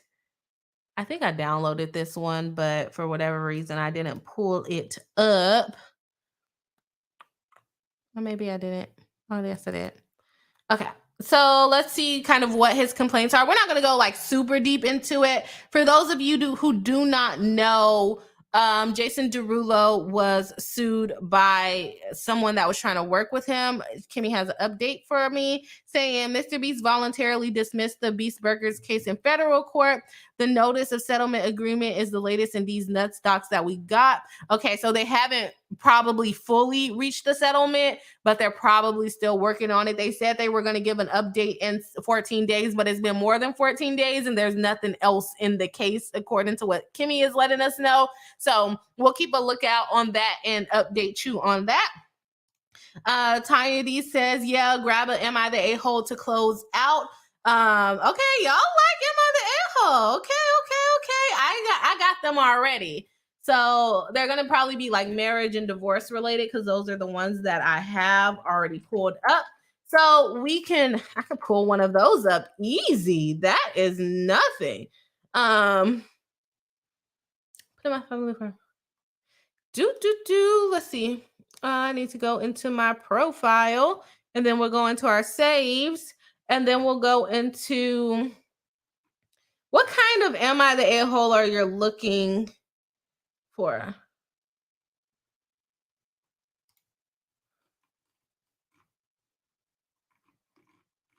That one seems a little bit more aggressive. Oh, this one's short, but it sounds very controversial. So we're going to go ahead and jump into it. Okay. Yeah. So I guess we're not going through Jason Derulo. Nobody wanted to hear about him. So we'll take him off the thumbnail and we'll put Diddy on. Oh, which is going to replace one black guy with another black guy. How racist. That's so bad. We're just going to take off one black guy and put another one on there. All right, let's go. It's time to go to bed. Why is it not showing my screen? Oh, because you took it off the stage, Brie. Okay. Am I the a-hole for wanting to divorce my husband after he had a stroke? Sounds controversial to start off with. Kimmy, if you have time, if you could put a poll in the chat so the people can start to vote. It sounds controversial to start off with. Am I the a-hole for wanting a divorce? For wanting to divorce my husband after he had a stroke? Let's see. My female 63 husband, male 67, and I have been married for over 40 years. Overall, we had a great marriage and I still deeply love him. A few months ago, he had a stroke. This was a big surprise because we both kept a healthy lifestyle and we were seemingly healthy for our age. The stroke has severely limited his ability to operate independently. While he can still do basic tasks such as walking, talking, and eating, he can't do much beyond that without my assistance. This sounds like the opposite way around, guys. Generally, you see it where when people get older, or maybe not even older, when a spouse gets ill, sick, injured, or anything like that, it's usually in a heterosexual relationship. It's usually the man that wants to leave the woman because they don't want to take care of them, and or that the woman is no longer actually taking care of them. In this situation, it's the opposite way around, where the wife is saying he's not doing enough at this point after she had a stroke. While he can still do, well, we already covered that. The doctor says he'll probably be like that for the rest of his life. At this point, I feel like I'm putting much more into the relationship than I'm getting out, and it is limiting my happiness because taking care of him is such a big toll. If I left him, I would still make sure he had all the support he needed, but I would be free to pursue my own happiness. So, am I the a-hole for wanting to divorce my husband because taking care of him after his stroke is too big of a toll? Why would you put this on the internet, lady? Why would you put this on the internet? Let's go ahead. I'm going to go ahead and go into some of the ideas. Oh, the chat or the poll got taken down when nobody was able to vote. So I don't know what the heck happened there. So I don't know what the heck happened there. So let's see what some of the comments says. WTAF, for better or for worse, in sickness and in health, do either of those ring a bell for you? Much like your, marriage vows, you're the a-hole. This exactly this, 1,000 times this. In sickness and in health, You vowed to be there through it all. OP, what the F are you? What the are you talking about? Or what are you thinking? What the are you thinking? You're the a-hole for sure. 40 years they were happy. Yeesh. Yeah. So he can't do all the things you want him to do. And now you're running out the door. And like I said, you tend to see this happening the other way around, where the spouse leaving is actually the male in the situation. This one says, I'm going to make the assumption that this is real. You don't have to care for your husband alone. There are agencies that provide in-home help, either skilled healthcare or people to help with the basic daily tasks. Have you looked into them at all? You're the a-hole. And that's very true, because she said, if I leave him, I'm still going to make sure that he's taken care of. So why can't you hire someone right now if you would hire someone after you get a divorce? Do you need to get the money from him from the house to do it? Or are you just talking about taking the money and running? Because if you're going to take care of him after you leave anyways, then you can do that before you leave. Someone else says, you're the a-hole, and it's obvious you didn't take your wedding vow seriously. Sad and shameful. And it's crazy, after 40 years, you're not taking it seriously. Let's see what the chat is saying. Okay. Trying to catch back up in the chat. Hello Swanky says, not racist. It's a little racist. Chris Mullen says, at this stage, yes, she is. Just from the title, right. Tiny D says, what kind of champagne is that? Hello Swanky is laughing. The champagne is literally, it's just cooked champagne, but we get like the big bottle from Costco. It's like a very cheap champagne, but it's very, it gets you lit. Cherie says, just based on the title, she's the a-hole. Yeah, I would agree. The title kind of gave it away. There's no way of getting around that issue, in my opinion. Mary Jane says, Tanya, it's B champagne. Brie has a buzz. That was cute. That was cute. Chris Mullen says, definitely the a-hole. Hello Swanky says, as a decent human, yes, she's the a-hole. As a stroke survivor, F her. Hell yeah, she's the a-hole, and kind of surprised it's usually the husband ready to dip. I agree. It's usually the opposite way around, but for whatever reason, she feels the same. Cheryl Reed says the poll is not working. Yeah, for whatever reason, it got shut down before, but now it looks to be up so far, and everyone says you're the a-hole. So they're not doing good here. Tiny D, Chris Mullen says, yes, she is. Yeah, I would agree. Mary Jane says the poll failed. Oh, yeah, we fixed it. We fixed it. So Cheryl Reed says she is so much the a-hole. I think everyone is on the same page with this one. I haven't seen anyone saying, no, you're not the a-hole. Still 100% you're the a-hole. Yeah, it's you're the a-hole.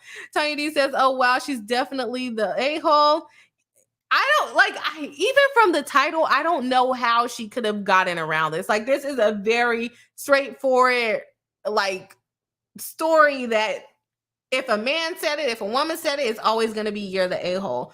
If for whatever reason he had a stroke and he started beating her or something, that's a different story. But just because he's not doing the things that you want him to do because he's injured, to say you're going to leave, it's messed up.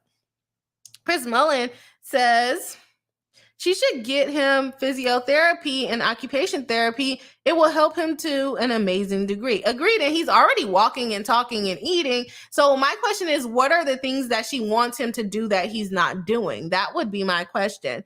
Hella Swanky says, I really thought there was going to be some major caveat. Me too. Shaking my head. She just selfish. It's not even about the burden. She just wants freedom from him after 40 years. She can kick rocks in flip-flops. I have never heard that saying, but I think that's a really good saying. Kick rocks and flip-flops, because, your toes are going to hurt. That's a good one. That is a good one. Cheryl C, hello. Welcome into the live stream. Nice to see you tonight. Chris Mullen says, so did I was waiting for the caveat. Oh, so did I. I was waiting for the caveat and it never came yet. It never came. There's no way around this one. Chris Mullen says that the thingy is working now. The poll is working now. Shori says, my father had a major stroke in 2018 and my mom with my assistant take care of him.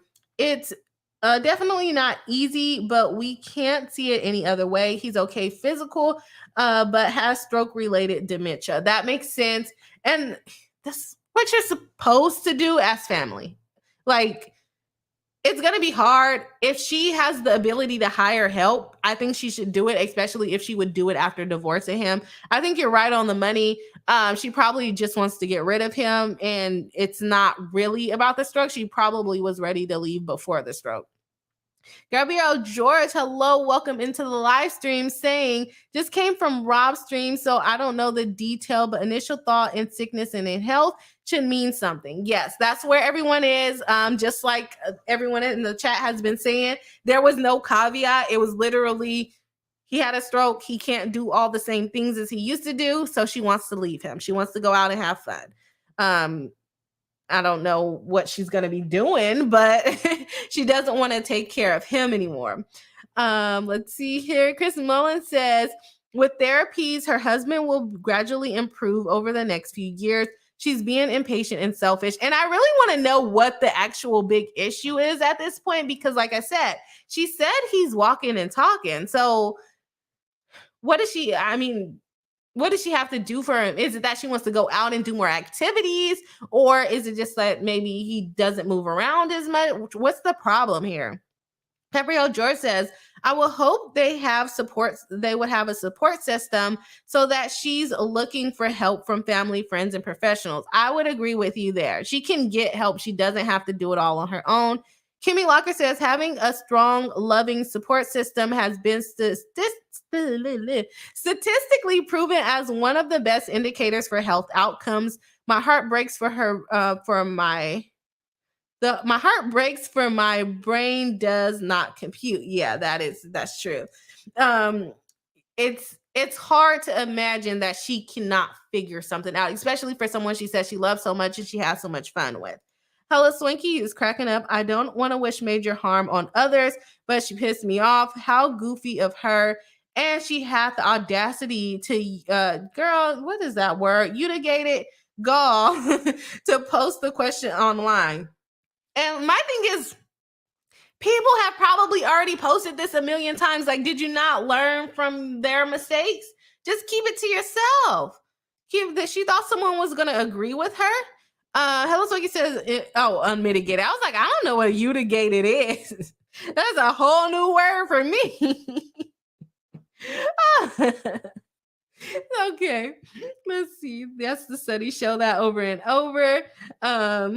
Thinking and acting on these kind of thoughts are bad enough, but to be self-deluded, you think that the internet will validate you. Yeah, I don't know what the heck she was thinking. I don't know what she thought someone was going to come and tell her. Okay, this one might be a little funnier. So let's see. Let's see about this. We'll do one more and then I am going to tap out of here because it is almost 9:30 and it's time for my bedtime. Okay. Let's see here. I know some of y'all are up late. It's all 12 a.m. over there and I'm like 9:30. Let's go to bed. Okay. Am I the a-hole for telling my sister to change her dress, wear underwear, or she is not welcome to my wedding? How old is your sister? And why is she not wearing drawers? Why is she not wearing her drawers?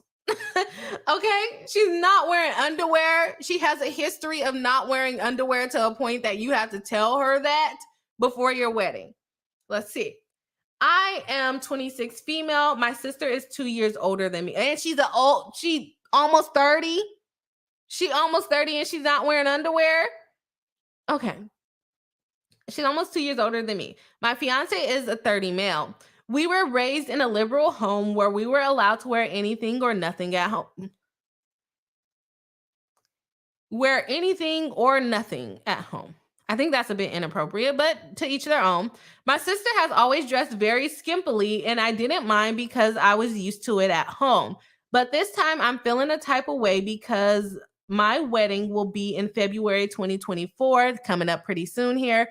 And my sister, who is also one of the bridesmaids, has shown me what she intends to wear. I was shocked to say the least. The dress shows clearly that she's not wearing a bra or panties because it has a slit up to her wrist and her back and chest are barely covered.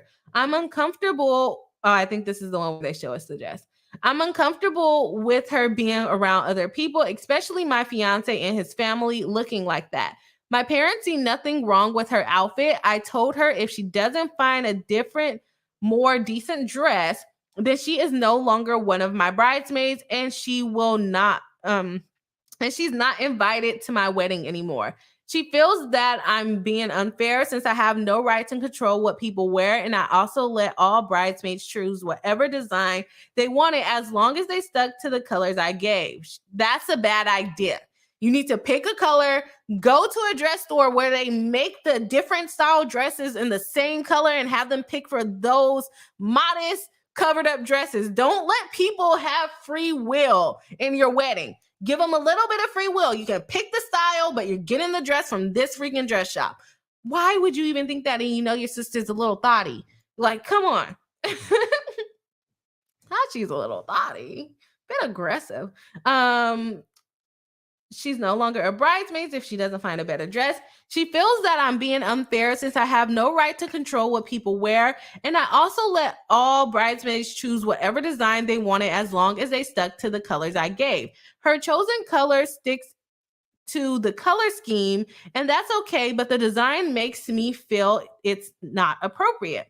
I don't want my sister flashing my guests, but she called me an a-hole when I disinvited her. Now she and my parents are not talking to me. My fiance said he has no opinion on it and would go with what I decided. Am I the a-hole? The link to a similar dress is among us.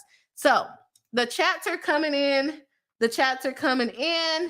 We got 67, or we only got 3 votes, y'all. If you haven't voted in the chat and you're watching live, go ahead and vote. Right now we have 67% saying yes, you're the a-hole. We got 33% saying no, you're not the a-hole, but no other votes. And only 3 people voted. So if you haven't voted in the chat, please do so we can get some more opinions going here. I'm going to show y'all the dress. Maybe y'all want to wait to vote until we see the dress. Okay, so this is a similar, she was trying to be Beyonce. My girl is trying to be Beyonce at her wedding. You cannot be Beyonce at somebody's wedding. Like, this is what you're choosing to wear? Okay, these are a bunch of different things at this point, but I'm thinking it's mainly this dress. Girl, at somebody's wedding? Oh, why they always give you all these This voice is so weird. They give you all these ads. Yeah. No, absolutely not. You cannot wear this to my wedding. You're gonna have to find something else to wear. I am not mad at the bride. Okay. Y'all dropping the laughing faces in the chat. Love to see it. Okay. So let's go ahead and see what the top. Did I show y'all it? Or was I just talking to myself? I did show it, right? I'm tripping. Okay. This is what she was trying. Oh, I was showing myself. I wasn't showing y'all. This is the dress. You cannot be Beyonce at my wedding. I apologize. If anyone's going to be naked at all, it's going to be me, okay? Not you. And no, you cannot be Beyonce at my wedding. Maybe your wedding, sure. But sis, you're not. No, absolutely not. I don't know. Yeah, I guess you wouldn't be wearing underwear with this. And if you move too wrong, it's getting a whole flash. But the boob part is not as bad. So that part is not as bad as she tried to make it seem. But definitely the slits all the way up your booty cheeks. I don't see the point of that. Tanya said, oh no. He says that dress is wild for a wedding. It is mad wild. Like, what are you thinking? Like, what even possessed you? He was like, you know what? She said the color scheme is pink. I'm going Beyonce. I'm going as Beyonce in her stage get up, okay? Chris Mullen says, OMG, that is way over the top for a wedding. Exactly. I agree. And Mary Jane says, OMG, that dress. I was talking to myself. Did you see the pic? I did see the pic. It was me. I was the problem. I'm sorry.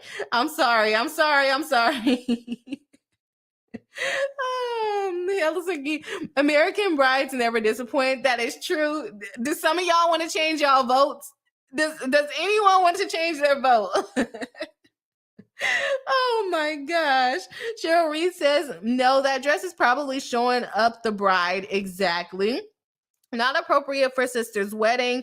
It's just one day, girl, don't flash. The thing is, even if it wasn't her wedding, even if it wasn't her sister's wedding, you should not be wearing that to anybody's wedding. Like, what even possessed you to think that you were Beyonce? I would like to see this girl's body. Her body has to be on point if she thinks she can pull this off.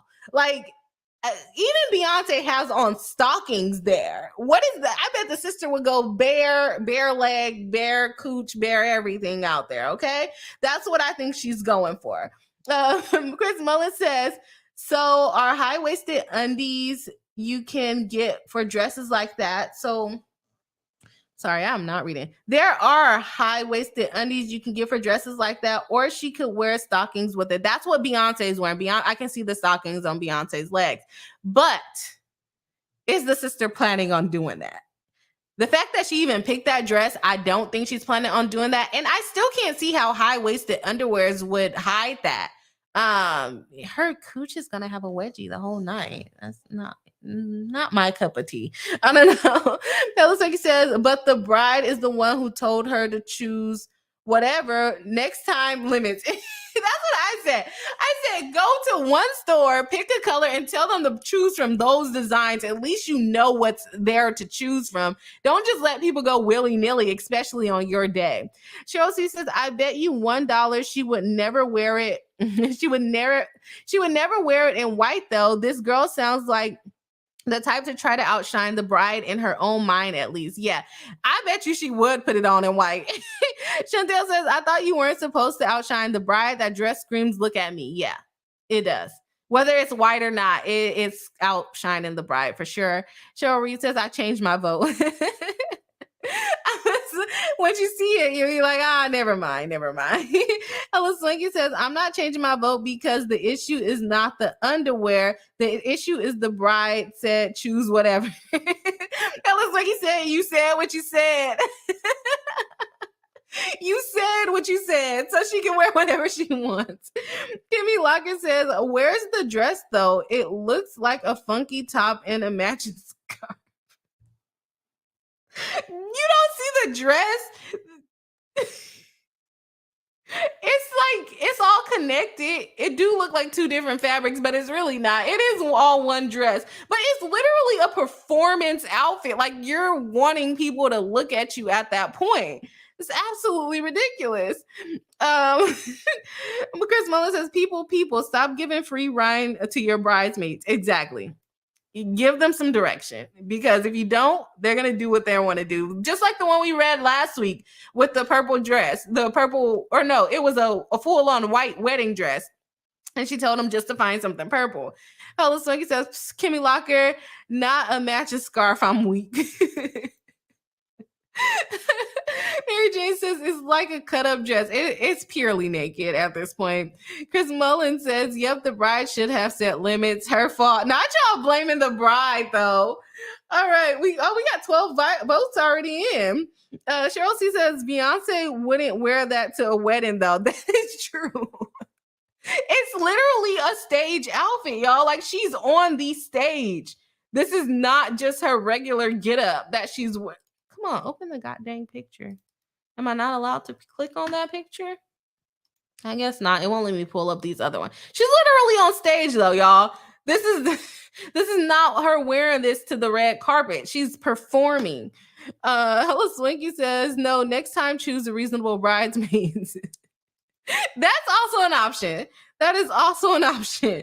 Gabrielle Joy says, bride could have said pick a pink formal. The thing about it is the sister probably thinks this is formal. She probably thinks it's formal. A pink formal dress, and show me first so I can make sure they fit together. Exactly. You don't want all these random styles going on. Chris Mullen says, true. The bride said what she said. She has to live with it now. She could just disinvite her sister, which is worse. Everybody's mad at her now. AES says, OMG, I just joined, and before the video loaded, I read the poll and already knew what the post was gonna be because I saw it earlier today on Reddit, laughing my ass off. Yeah. I like these kind of posts. They're pretty funny. Kimmy Lockett says, people need to be more self-aware. I'd be concerned about the material being flammable, but free reign means free reign to me, and people who care shouldn't act like they don't. That is true. Not the dress being flammable. It looks like it will melt, to tell you the truth. I don't know about flammable. It'll be sticking to her. And that would be so uncomfortable. Kimmy says, say what you mean and mean what you say. Yes, exactly. And Hella Swanky seconds that. So let me go to the chat. Let's check the first poll. The first poll said 54%, no, you're not the a-hole. 36%, yes, you are the a-hole. 9%, everyone sucks here, and 0%, nobody's the a-hole. So everybody sucks. And then on this last poll we got 13 votes for, so a few more people participating. We have 92% saying the sister is the a-hole and 8% saying the bride is the a-hole. I can guess that is probably Hella Swanky saying it's the bride. Probably Hella Swanky, and who else? Who else is saying that? Let's see. Rain, I know. Let me live, Cheryl Reed. Let me live. Okay, I've been talking for hours. Mary Jane says, and imagine it caught fire too. Yeah, the bride should just invite her and let her get set on fire or something. It was like you said, imagine if it did melt on her. It would literally melt. It's like, I don't know what kind of material that is, but I guess it has to be kind of flowy. So I don't know. But Kimmy Locker says, Mary Jane, she'd be straight naked so fast. Yeah, she would. Kimmy Locker says, English spelling is the a-hole. Hella Zangy says, no, I chose the sister. Oh, well, who voted against us? Mary Jane says, Kimmy Locker, for real. All right, y'all, that's literally all that I have for today. We went over P. Diddy and the arbitration clause transcript. If you missed that, go back through it. The judge was really coming for the attorney for Diageo. They are now filing an appeal for the decision that the judge made. I wish I could do that sometimes, but I don't have the time and the energy to do it. Then we went ahead and we jumped into Elon Musk, who is suing his baby mama, I don't know her first name, Grimes, so that he can get some custody and visitation of his children because it appears that they broke up.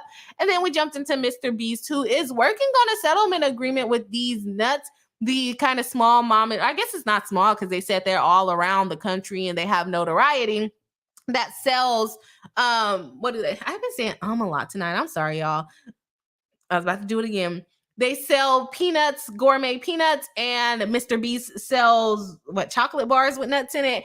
And they're supposed to be working on a settlement agreement. So if you haven't seen that part, make sure you check it out.